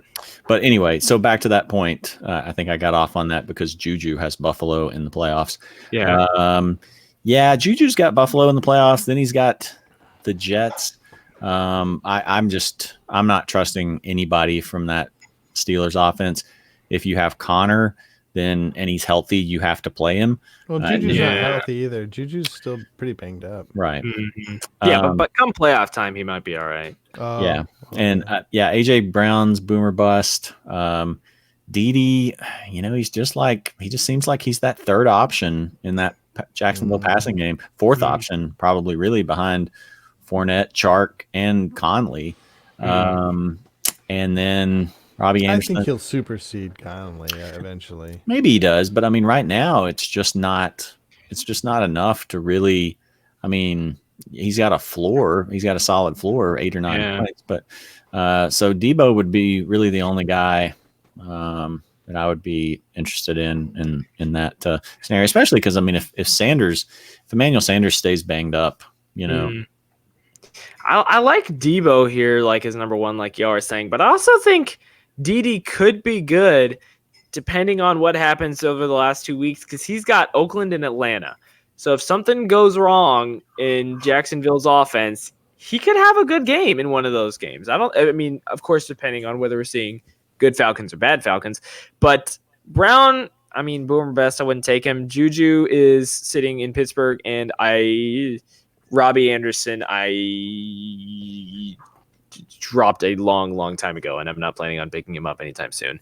So yeah, I think Debo, but also Dede, I think could be pretty good play for the playoffs, depending on how things roll out these next few weeks. Thomas H says he doesn't understand what Judahbuddha has against Derrick Henry, and he's just being stubborn. He is. No, I can tell. I will explain to you what I see on tape, and I might be. Look, I'm wrong all the time. Can I choose what dressing I want with this word salad that I'm about to get? I might have a hand motion for you, but I don't know. Look, he as far as athleticism, he's amazing. He's strong as a beast. He's like a train. He's like an old-fashioned train, man. Once you get him started, he's impossible to stop. But it takes him forever. It's like chugga chugga chugga chugga chugga chugga chugga chugga. It's chugga 28 points. It's impossible to stop him, but it's really easy to stop him from getting going. If you play somebody with a good defensive line, they can hold him back. I mean, he's had 2 bad weeks, Denver and Tampa. Yeah. He had rough times. Tampa's a top run defense. Oh yeah. I don't know what happened in Denver, but Tampa's like Denver has a pretty good. They have a decent run deep. Well, yeah. they've got the team overall isn't bad. They've got their defensive line's pretty good. Yeah. But I mean, they got 2 pass rushers. All these other matchups, though. I mean, last week you're calling him the greatest running back alive, and saying you're not going to start him, and he runs over, and he put up 28 points. Mm-hmm. Your curse didn't work. It's because I didn't mean it. Oh. I have to mean it for the curse to work. Okay. Look, I am probably going to be wrong. I'll probably lose the bet, but I just don't believe in his skill. I believe in his athleticism. He doesn't have a lot of wiggle. He has like just incredible beast strength, north south. And that's about all. He's like a younger Doyle as a running back. But I mean, didn't that run that he had late in the season last year? I mean, now he's doing something similar again this year. I mean, maybe part of it is just. I mean, he was solid all year, but the fact that he's able to start like in the second half, just steamrolling defenses, maybe part of it has to do with just defenses being tired. And worn down, and like, man, I do not want to get trucked by this beast of a man, So that is true. Yeah. So I mean, regardless of how somebody gets it done, it's kind of like, with quarterback, like you've got Lamar Jackson and then you've got Tom Brady, and they are 2 very different quarterbacks, but both can get it done. I mean, well, not so much Brady this year because he has no weapons, but Brady in past years. So yeah, I don't see a lot of talent. I see a lot of physical skill, and I don't know. What is the difference between talent and physical That's skill. what I'm wondering. I mean, Yeah. because I mean, like, yeah, The difference is, so a couple things. The ability to left foot, right foot, juke people, right? The ability, so that's like a physical talent that he doesn't have. He just runs straight, runs people over, which that's fine, for like average, whatever. But the other thing is his vision.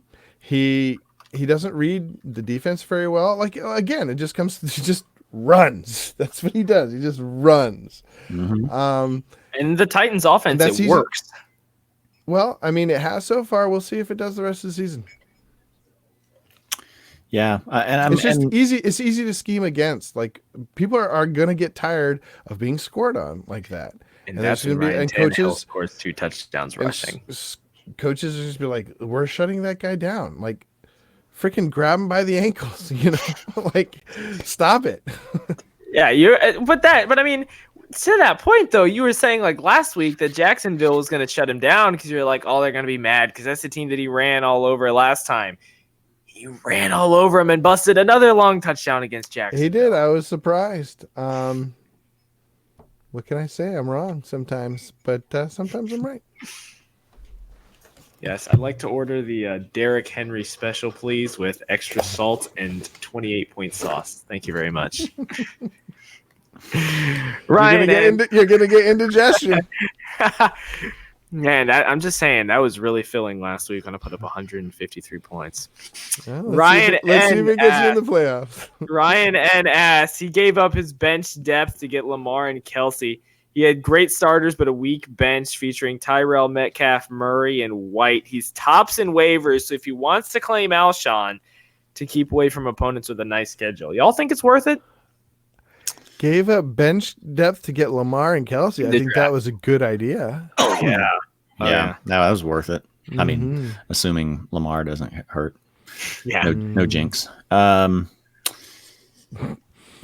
that one. That's right. I pulled that one back from the edge. Okay. So if you've got the top waiver priority, I don't use it on Alshon.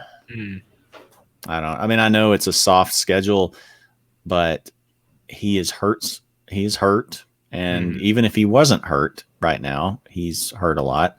Wentz is hurt.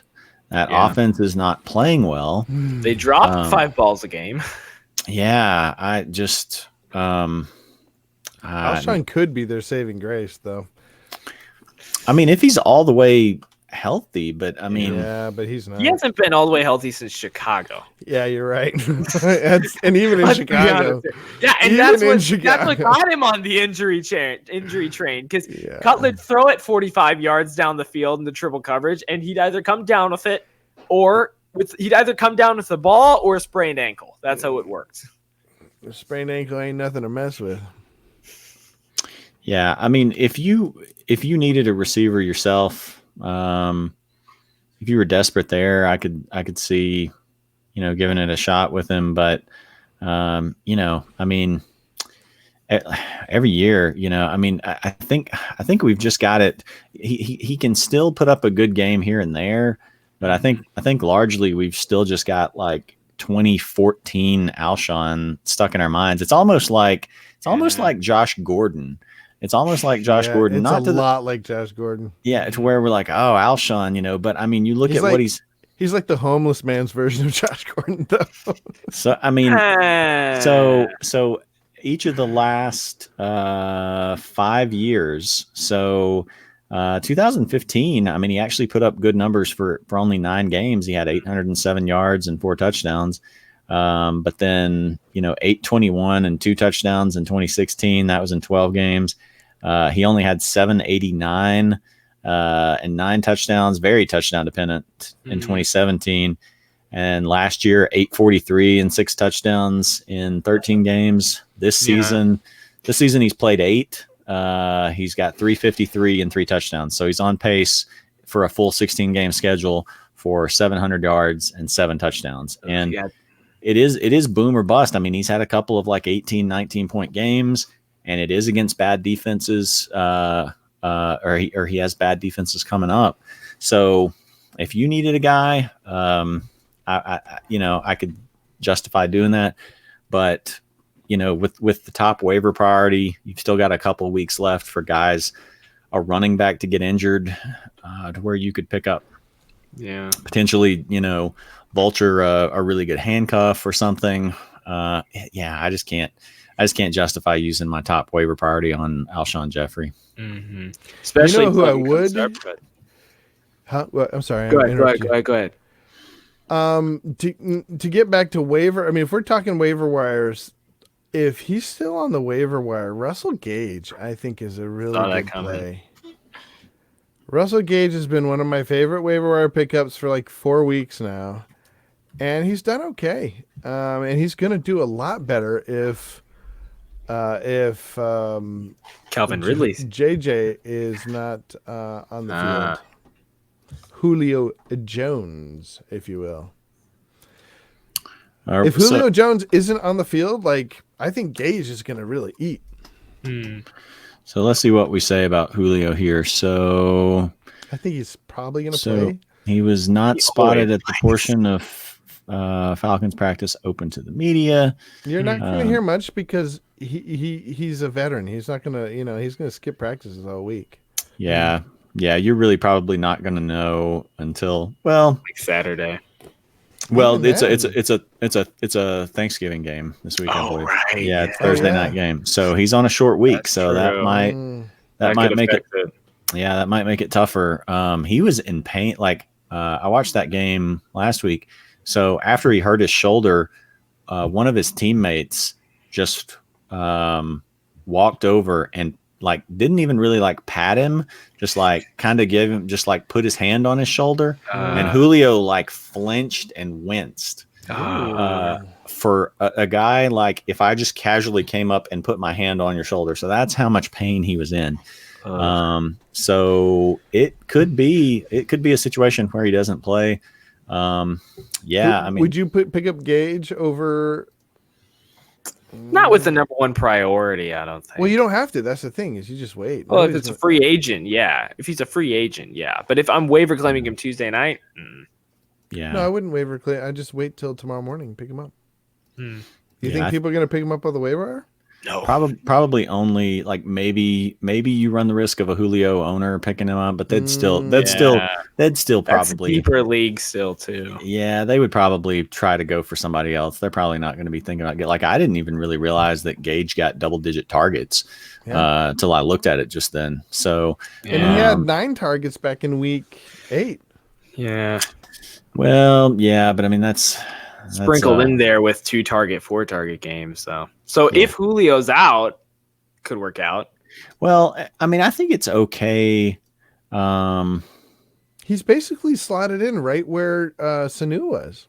Yeah, but I mean, you look at each of the last 2 games prior to this, New Orleans and Carolina, he had 5 targets and 4 targets, 23 and 32 yards. I think he had a touchdown call back in that Carolina game. He did. So that makes it a little more attractive. If Julio's out, Hooper's going to be out for another week. I think Russell Gage would be a good play if Julio's out. If he's not, I would have to think about that a little bit more. Here's the thing: is if Julio, well, you're not going to know if Julio's in or out. I'm just gonna have to make up your mind. And if Julio does play, he might just be a decoy. He often does that. He'll just go out there and limp around. Although, who else do they have to, Russell Gage? Yeah, Calvin Ridley. That's why I'm worried about my right. But I'm not too worried because Calvin Ridley. Actually, Calvin Ridley's a good player. But he's just not as good as John Brown. I believe he's better, but it's the thing though. Yeah. I mean, even with Julio though, he's playing Thursday night, and unless you've got Amari Cooper, John Brown going, no one's. I mean, maybe you've got MJJ in your flex, but Julio, you can probably wait it out for most teams until Thursday. Yeah. Well, I mean, the thing about him playing, I mean, it's advantageous that he's playing Thursday. Yeah. In a way, because I mean, you don't want the opposite. You don't want them playing a Sunday or Monday night game, where you're waiting until the end. But really, I mean, but if the guy you're thinking about playing is also on the same team, then it really doesn't matter. You can, if you've got a spot for him, you can just pick him up, and then you're going to find out 90 minutes or more ahead of the game if the guy's playing, and you can plug him in or not. Yeah, if Julio's out, Hooper's going to be out for sure. I like Gage. Yeah.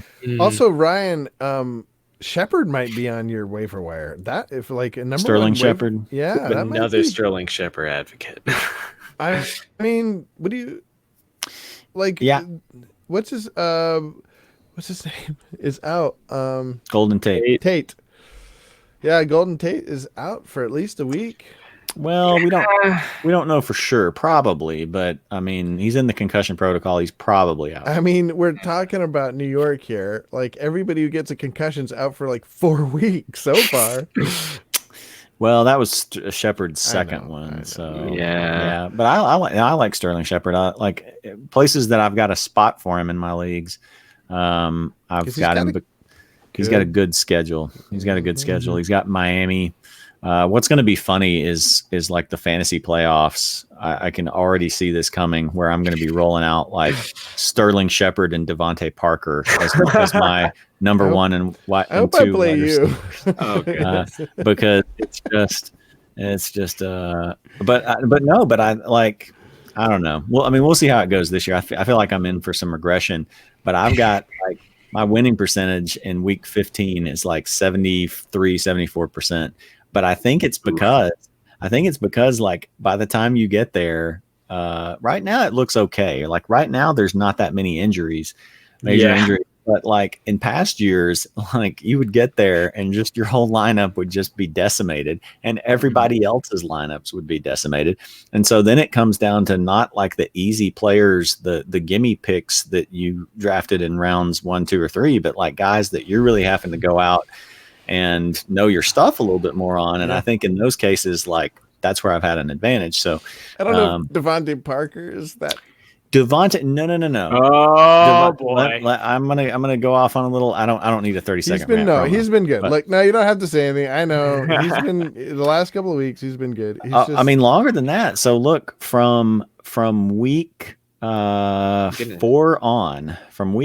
on, he's had double digits every week except for 2 weeks, and in those 2 weeks he had 8.9 and 9.4, so it was almost double figures. So that's a solid flex starter. Yeah, or even like wide receiver 2, because I'm just saying, I hope you play him against me in the finals. I don't have him in our league, so I'm going to be rolling DeAndre out in that one. And, that makes me feel even better. That's my man. If it's in the finals, though, if we meet in the finals, DeAndre's got Tampa in the finals, so he might throw down 30 in that one. 710's gotta ask: is my man Emmanuel Sanders still a good play? He's hurt. He's still a good player. Yeah. It's just until he gets right. Well, what worries me with him, and he's playing Baltimore. Keep that in mind. Yeah. So his last 4.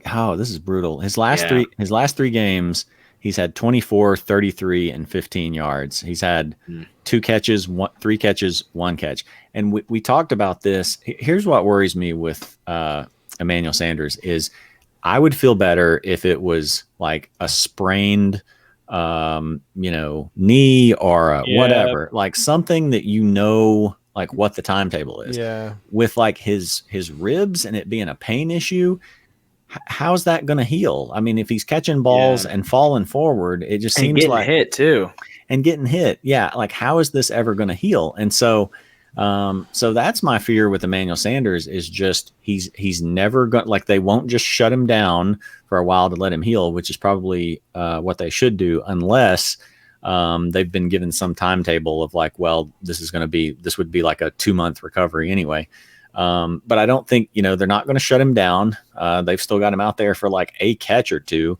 And right after it first happened, we talked about it and I said, I don't feel good about playing him because, if it's his ribs and it's a pain tolerance, like what's happening? A receiver's catching a ball, a cornerback's tackling them from behind. And so you've got all your weight going to the ground with a 200-pound man on your back, slamming his weight onto you. So I would not play Emmanuel until I saw him get in healthy. like a normal, good game where he gets 6 targets and gives you some production. Judahbuddha, what do you think? Yeah, I mean, I kind of said it earlier. Like until you know that he's healed up and feeling good. He's never been the kind of guy that he's always been sort of this guy that he gets banged up. Ever since I've known him I guess I started following him when he was in with the Broncos. I didn't really know him when he was in I didn't follow him when he was in the Pittsburgh, but he's always been sort of like in and out with little like ankle thing, rib thing. He's just such he puts everything into it. And he has a smaller body. Yeah. I don't know. He's great. It's just when he's healthy, he's great. So you just have to maybe stash him. I have a couple of leagues. I'm just stashing him on my bench, hoping he gets healthy. Yeah. And he's what, 32, 33, I think. Something like that. I don't even know how old he is. And let me tell you, like when you get in your 30s, I don't know how I don't know how football players make it, because I just get injuries that I don't even know how they happen.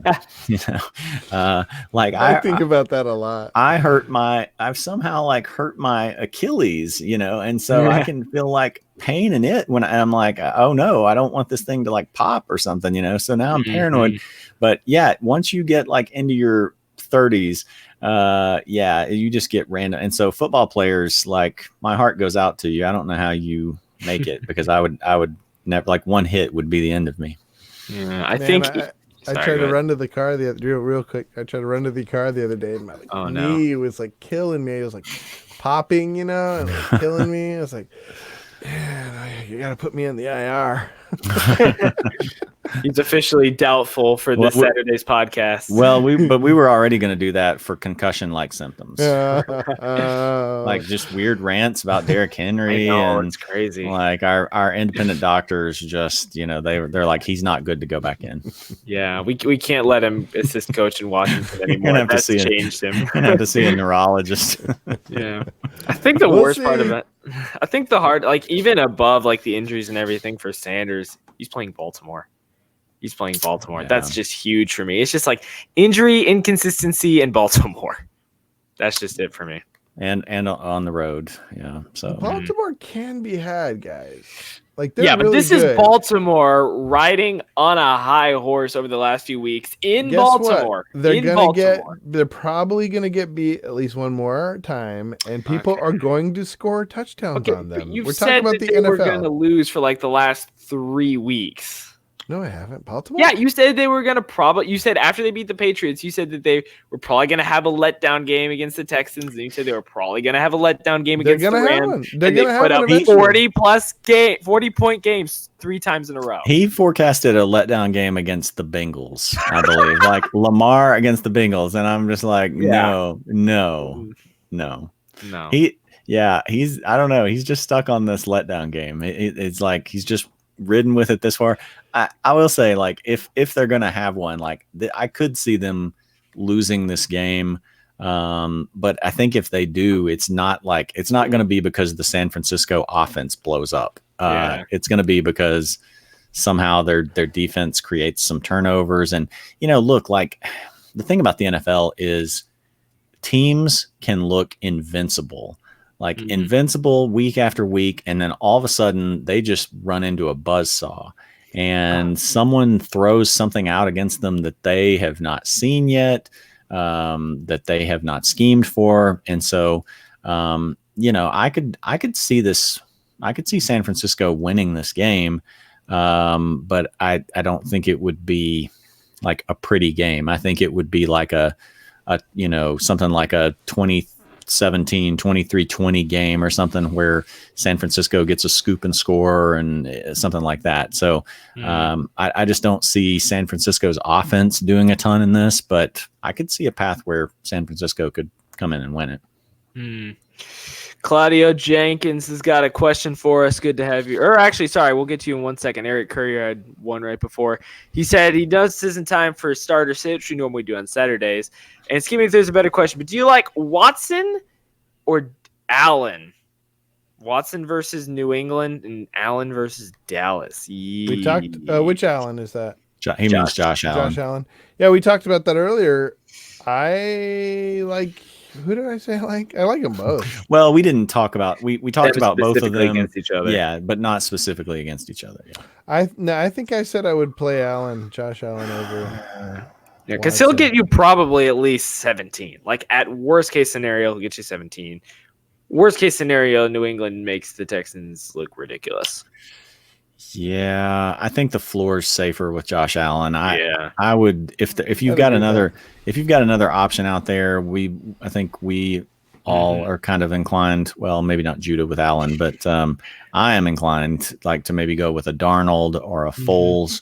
But I thought you liked Foles. No, I'm pretty sure you said. Yeah.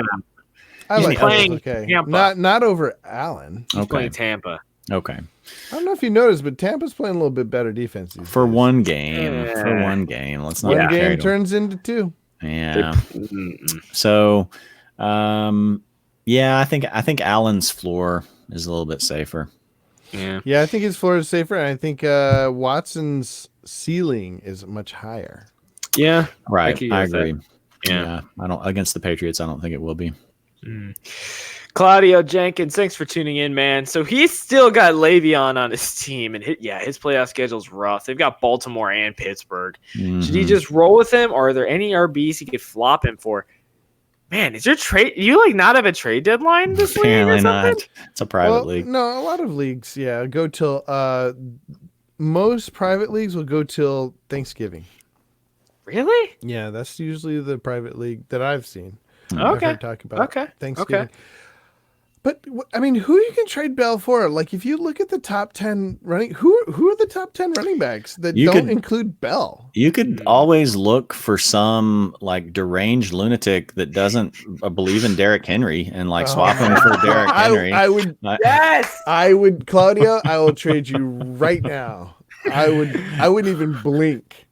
You wouldn't blink of trading Derrick Henry for. You're already locked in for the playoffs. There's the scenario is you're already locked in for the playoffs. You would trade away Henry for Bell. Absolutely.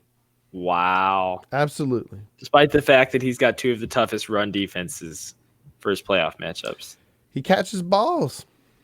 It is PPR. It's his PPR, by the way. He catches like 8 balls a game. That's 8 points right there. Yeah, I mean, he's broken. Okay, he's broken 9 targets 4 times, but it's super inconsistent. Like in the past weeks, just going to back, he's had 1, 4, 5, 9. How many have Henry 2 caught? targets. How many have Henry has Henry caught? Henry's Cotton. been so much. How many has Henry Cotton? Cotton. Look, I'm not saying that Bell could be really good in PPR, and I'm not saying Henry catches passes. But I'm saying that Bell catches lots of passes. He catches lots of passes for a running back. Inconsistent for a running back, sure, but he catches them. Well, we're talking about running backs here. It's inconsistent. He could get 9 targets, or he could get 1. We've seen his floor there. I mean, I think the thing is, I think you could. There's no harm in throwing him out there for any of those running backs near him. You know, if you want to throw him out there for Josh Jacobs, that's scary. I think if I look at his thing, he's got Josh Jacobs and he also has Saquon, who have great playoff matchups. Though. Yeah, those might. Although Saquon's been like, man, he's been rough lately. But look, you got Bell, Jacobs, and Saquon. Trust their skill. Just go with them. You're gonna end up trading for someone like Derrick Henry and getting screwed.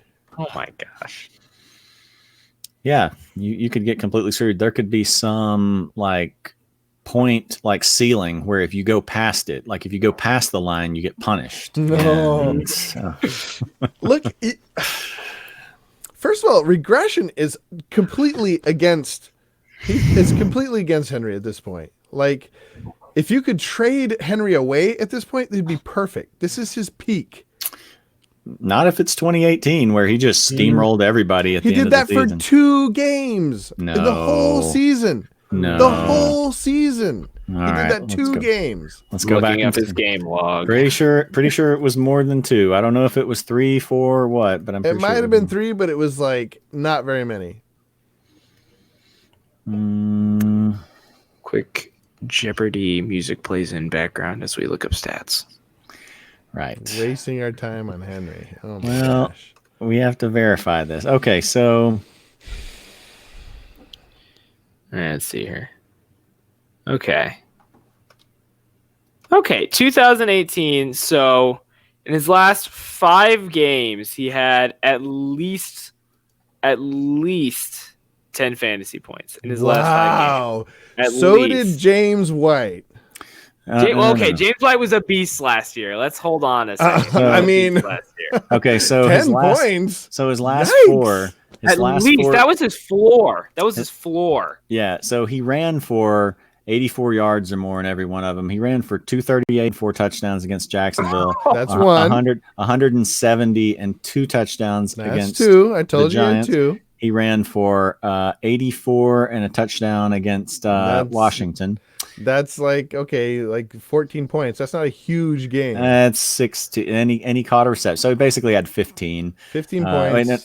15 points. That's not hugely impressive. That's a solid running back starter. A guy who gets you 15 plus points near the end of the season into the playoffs. I don't think you heard me, though. I don't think you heard me.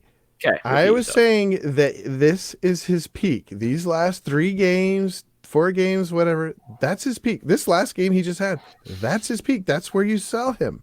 Because he's going to regress. He's past there. He's not going to He's going to regress back to being pretty maybe good. 15 points. Maybe 15 points. And that's a solid week-to-week starter. Yeah. Hey. But I mean, sure. But who, if you can get Dalvin Cook for him or somebody like that. But I mean, how many guys, you seem to think that there are a lot of who are some guys out? You said you'd trade him for Bell. Yeah. I don't think you could get Cook or McCaffrey for him. No. Who else? So who else would you trade Name him. I would trade him for Fournette. Easy. Fournette. Chubb. Easy. Yeah. Okay. Carson. I mean, but not Carson. I've never liked Carson. You know that. But the thing is, with Chubb, Chubb finally had a better game last week. He had the Dolphins. 23.9 points against the Dolphins. Let's change our bet to Chubb. No, you're not changing the bet. No, because he's got a good schedule. Yeah. Chubb's got a good, really solid end of your schedule. Okay. He's got That's why I would trade Miami. for him. But we asked you. And sorry, that was Bell's schedule. Chubb's got Cincinnati and Arizona. I'm sorry, he's got Cincinnati, Arizona. That's a good ending. Yeah. I'd love to have Chubb over him. But I mean, the thing is, you're making Chubb is basically doing the same thing. You're putting down Henry, but Chubb is doing the same thing that Henry's doing. No, to a lesser. He's getting the same. He's getting similar results, but he's a better player. He is a better player. I'm not looking at box scores. I'm looking at the skill set. Yeah, but and I guess that's just again our difference in philosophy of no matter how talented someone is, there are 22 players on a field and umpteen coaches on each side scheming for that. And so there are so many variables. Exactly. So that's why skill is so important. No, that's why you downgrade skill in the overall scheme of things of how is a player doing. And so the Browns have just been largely a dumpster fire most of the season. They're finally now getting it together because they've got a softer schedule. But again, Chubb's been doing the same thing. I'm playing fantasy. I'm not trying to win the NFL playoffs. But that is the thing is Chubb is most weeks 10 points, 11 points, 13 points, and so he's had that's his history. He's had a few good games just like Henry. Production is just like Henry. Yeah, I agree. They've had similar production, but Chubb is I'd much rather put my money on skill rather than past production. Yeah. That's just my That, philosophy. ladies and gentlemen, is what caused him to draft Tyrell Pryor in the second round of our team one year. No, that was just a Terrell bad. Pryor. He was not sneaky play rest skill. of the season. That wasn't skill. That was just picking. That was a bad move. Bad move. Well, Claudio Jenkins had asked earlier, which we were talking about a little bit. Any last minute buy low running backs? Ooh. Yeah, if you're Go yeah, ahead. actually, I have a list of them somewhere. Oh, boy. Royce Wow. Freeman, Bo Scarborough, if he's still out there, and J.D. McKissick, and of course Rashad Penny. But J.D. McKissick is really interesting to me. You know why? Every year during, it seems like every year, at least the last three, during Thanksgiving, some like third string running back just blows up and takes over the backfield. And I think the best candidate for that to happen this year is J.D. McKissick. I mean, Bo Scarborough Out of Alabama. Bo he's the one who's playing ahead of McKissick right now, right? Yeah. And so, he's fine, I guess. But if you're playing PPR, I think McKissick could be like, he's somebody I'm trying to get off the waiver wire right now and put on my bench just to see what happens, because I think he could be somebody who, especially in PPR, does really good. I don't trust Bo Berg or whatever his name is. Jared, what do you think? It depends on how low we're talking can here. I don't know if we mean like buy low off the waiver wire or buy low in a Like trading? trade. Yeah. I'm not sure which we're talking about here. I mean, I think, like the Eagles, the Eagles are just kind of forced into running the ball. Depending on like if either one of these guys are out there, like Miles Sanders should probably be taken. I don't know if anybody's dropping Jordan Howard because of his injury, but if Jordan Howard comes back, then I think he's set up for a pretty good schedule if he's healthy. If he's out, then Sanders is a pretty good play, but that kind of depends on Howard's health. I think Philip Lindsay could be. I'm not sure where. I guess Judah's just thinking in terms of the waiver wire, because I don't. Yeah, because I'm not like Royce Freeman. I don't know. I mean, I'm not big on Royce, but Philip Lindsay, he's gotten more of the share of carries there, and a great end of your schedule. He does, especially that championship week. He's got Detroit. Well, that could be just as good for Royce Freeman. It could be, but I don't know. Royce lately, like at the start of the year, they seemed to be having more of a split, and over the last few games, they've relegated Royce to 5 carries, 8 carries, and 2 carries. Yeah, but the thing is like I don't know who the quarterback is going to be for them. No one good. Yeah, that's true. It's either going to be Drew Lock or Brandon Allen. They're I guess having talks right now, but I mean, does it matter? Is that really going to make any difference? This year, no. I think it could. Not this year. Well, unless Brandon Allen turns it up, because he hasn't been horrible, but Locke needs another year. I know. I'm just saying, like, if they switched all of a sudden, then they could switch their scheme a little bit and make Royce Freeman just like a power back. Why would they switch with 4 to 5 weeks? And Freeman's not a power back. Even at Oregon, he wasn't a power back. Well, I think he's more of a power back than Lindsey. Both of them are kind of similar in build. That's what I'm saying. Like it could go back and forth. I don't know. I wouldn't count Freeman out, is what I'm saying. But again, I'm talking about like free people, like off the waiver wire. Another one I like Rex Burkhead. If anybody goes down, if Sony Michel gets benched, and I think they continue to keep James White sort of like uninvolved until the playoffs. That's kind of their MO. I think Rex Burkhead could be somebody that really goes off at the end of the year. That's a huge risk, though. No, absolutely not. Oh yeah, he's getting 5 carries and 5 targets a game. Unless he starts getting like goal line and he actually starts making touchdowns like he used to consistently. Yeah, I don't know. You never know with that New England backfield where I mean Brady could run 4 in from the 5-yard line. They could pull some guy off the practice squad to be a goal line back. I do not want to trust anybody unless you want these James. These aren't people you're going to trust. I mean, you're not going to get But anybody. how low exactly are we buying Rex Burkhead? That's not very high. Rex Burkhead is free. True, but I mean the cost is in like a roster spot though. Yeah, is he worth a roster? Is he worth plugging in there at any point, like taking the gamble on him? Yeah. Well, I've been playing him in full PPR leagues every week. Every week? How deep is your league? It's only a 14-team league. And every week since he's been back, I guess. No, not the weeks he's injured, but when he's healthy, I've been getting like 7 points out of him some weeks. 6, 7. That is not the most ringing endorsements. I've been getting as many as 7 points somewhere. No, I mean, but for somebody who's only getting he's not used that much. Right. I mean, I guess if it's a deep enough league. Yeah, 14 plus though. Yeah, that's it's going to have to be a 14er plus for me to 14 use what? Teams in that league to use him. Oh.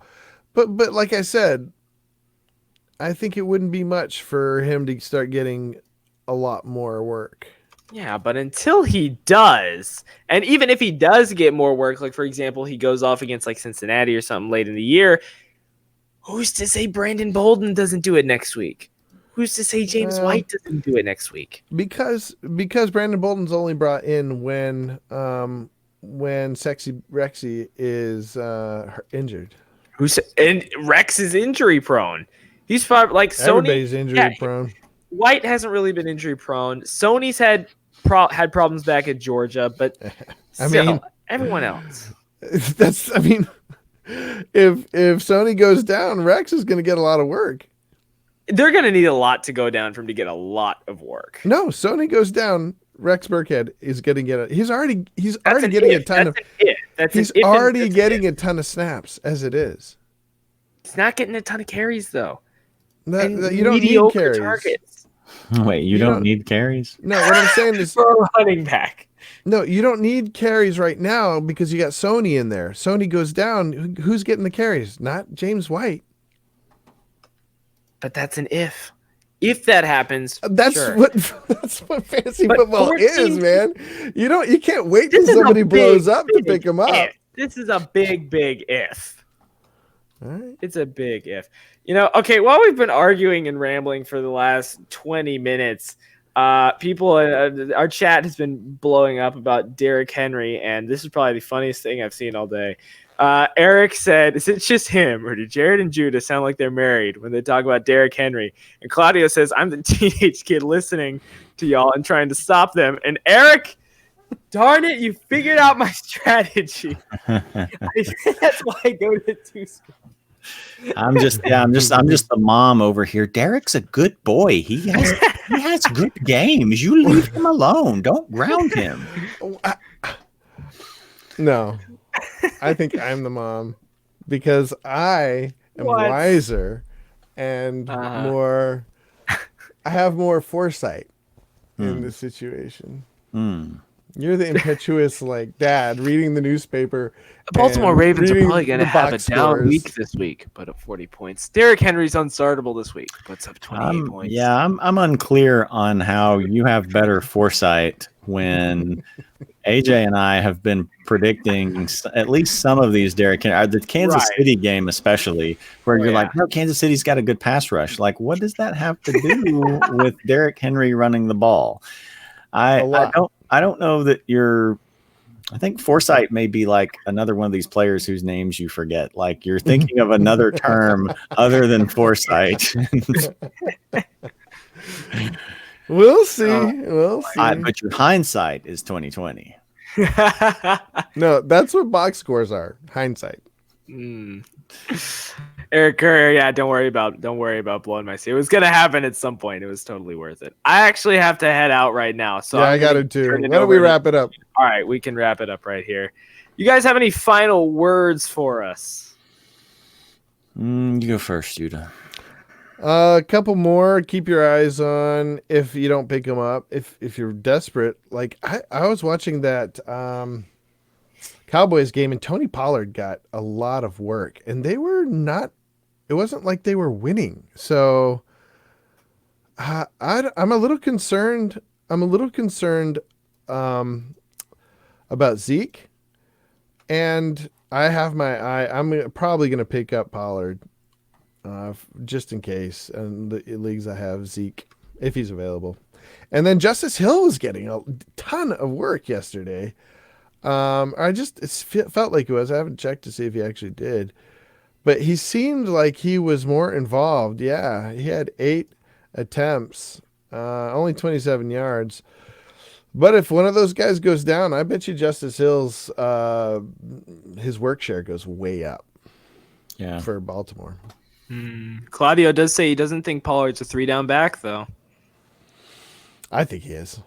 If Zeke goes down, Pollard's going to smash. Jared, what's your final statement for us? I mean, I think there's a lot of, I don't know how much more I can say about kind of the waiver wire for this week. I think there's a lot of places you can find all the key guys to pick up for this week. But I think one of the things I always preach is anytime during the year, but especially this time of year where there are literally 2 weeks left in the regular season. If you're 1 week, depending on if you're desperate for win and don't win, but if you're still in the playoff hunt and you've got to get another win or 2 wins or whatever, you can't just look to this week. You need to think about next week too, and not having to fight people on the waiver wire for guys that you need for next week. And so if you need these 2 wins or 1 win, because you may not necessarily get it this week, then you need to start thinking about next week too.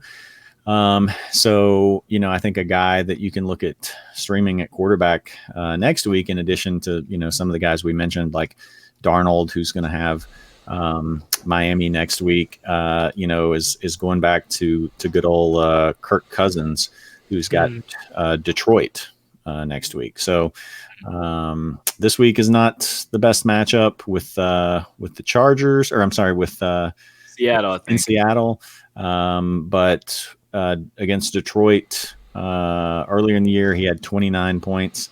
So I think that's another good option there. And then, defensively, that's another one to look at too. Let's see. So yeah, defenses. Are you talking about defenses? Yeah, talking about defenses. So I've got a list here.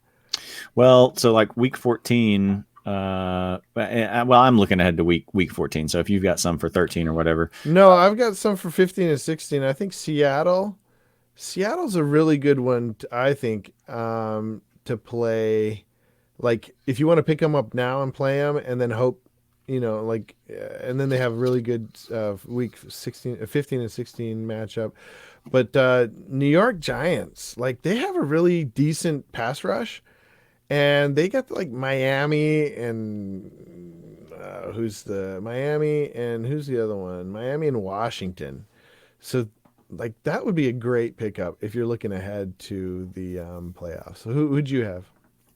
Well, I wasn't going all the way to the playoffs. I was looking for week 14, for week 14. Well, for week 14, yeah, next week for teams. I think potentially the Packers. The Packers haven't really been that relevant as a defense in a while. They got off to a really good start at the beginning of the season. It looked like their defense was going to be someone that you could rely on at least part of the time, but it's been pretty terrible lately. But in week 14, they host Washington. So you get Dwayne Haskins out there. That definitely creates some opportunity for turnovers and stuff. So I think they could be an option. And then Giants have Miami. Well, that's the Jets. New York Jets. Sorry. Oh, the Jets. Yeah. Yeah, that's a possibility. I would feel a little less safe about trusting the Jets, but Yeah, I think that would be my pick for week 14. What about Philadelphia? Like somebody brought up Philadelphia earlier. Yeah, they have Miami, or not Miami. In week 13, they have Miami. yeah, Week they got Miami this 14, week. they got New York Giants.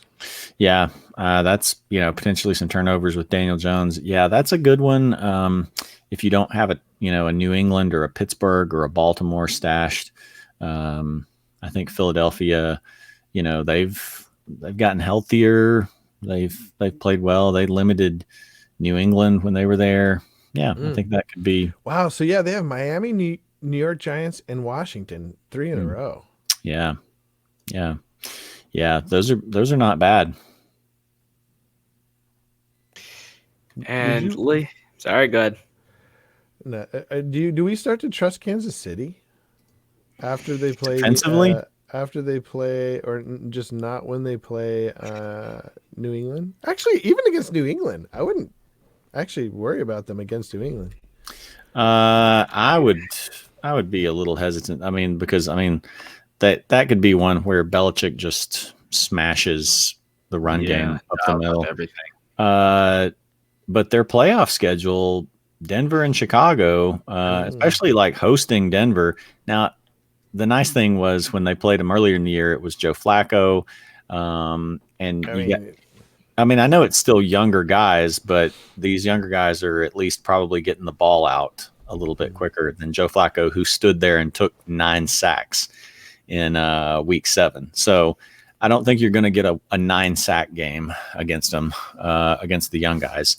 But Kansas City for week 15, and then maybe 16 too with Chicago. They're another one to look at. Yeah. Yeah. All right. I kind of want to just address this one thing real quick. Claudio, I had noticed your comment a while back asking if Fournette was good rest of season. Didn't get a chance to respond to that. Sorry. I like Fournette rest of season. They said they were going to get him involved. They got him involved. He put up 31 points last week. And if the Jaguars offense was functioning under Minshew, it is working under Foles, I think. The passing, I think, has been opened up. Receivers are getting in. It's a more efficient offense, I'll say that. And then Fournette, he's always a decent check down, and he's going to get you enough yards. I like Fournette. I think that's going to work out for you. And always, if I've said it once on the podcast, check your kicker, check your defense. That could mean the difference between 10 and 30 points. Yep. Ladies and gentlemen, that's going to do it for another RotoHackers podcast, another 2-hour juggernaut of an episode. My goodness. Thanks for all the questions and the comments and everything. Jared, are you about to say something? Nope. I'm good. Who are your guys' top waiver wire pickups tonight? You got a gun to your head. Depends on my team. Depends on how many teams. Who are you most excited about picking up? I would like to get, if there's a guy, like I said, that somebody dropped Marlon Mack. So if I could, I don't know that I'll get him, but my team is 10-2. Yeah, 10-2. So it's locked into the playoffs. If I could get him, that would be a nice little playoff addition. So he would be the one I would be most excited about. I'm also going to try to pick up some Will Fuller. Oh, yeah, if you can get Will Fuller. Yeah, what about you, AJ? Could be Jonathan Williams, and there's one league where DJ Moore is still available. Oh my gosh. That's I'm snagging him. How many teams are in that league? That's an 8-team league. Okay. Yeah. Unfortunately, that's the league where I have Godwin Hopkins and Christian Kirk, so I'm not sure if I'm going to use him. Oh, you could play. No, I'd play him over Kirk. Yeah, because I'm not starting Cooper Kupp this week probably, but we'll talk about that more on Saturday, where we get into our stardom sit-ems, and we will get into that on Saturday. Be sure to tune in. We are going to be streaming live at 10:30 Central, 11:30 Eastern. Be sure to tune in then. Thanks everyone for tuning in and debating Derrick Henry in the comments. That's always fun. We'll see you next time on Saturday. Hopefully see you again on Tuesday. And remember that I know I saw a comment relating to this, but I can't find it. Oh, yeah. 710, he says he's going to rewatch. That brings up a good point. Remember, we get 100 views on an episode. Judahbuddha will be giving out limited edition RotoHackers shirts. I might give one to 3 people in the chat. Yeah, so be on the lookout for that. Join us on Saturday. Join us. T-shirts on Saturday. Oh, seriously? I'll show you. Yeah, I'll post a little pictures. All of right, all right. Mhm. We will see you all Saturday talking about stardom situms. My name is A.J. Herschel, also known as the Kid. it. Over there, that is Judahbuddha. And over there, you've got the absolute stud. Y'all already know that it's Jared. And we are here advocating I love that. Derrick I love Henry. it too. Here on the RotoHackers Podcast. See you all next time. Right, and don't forget,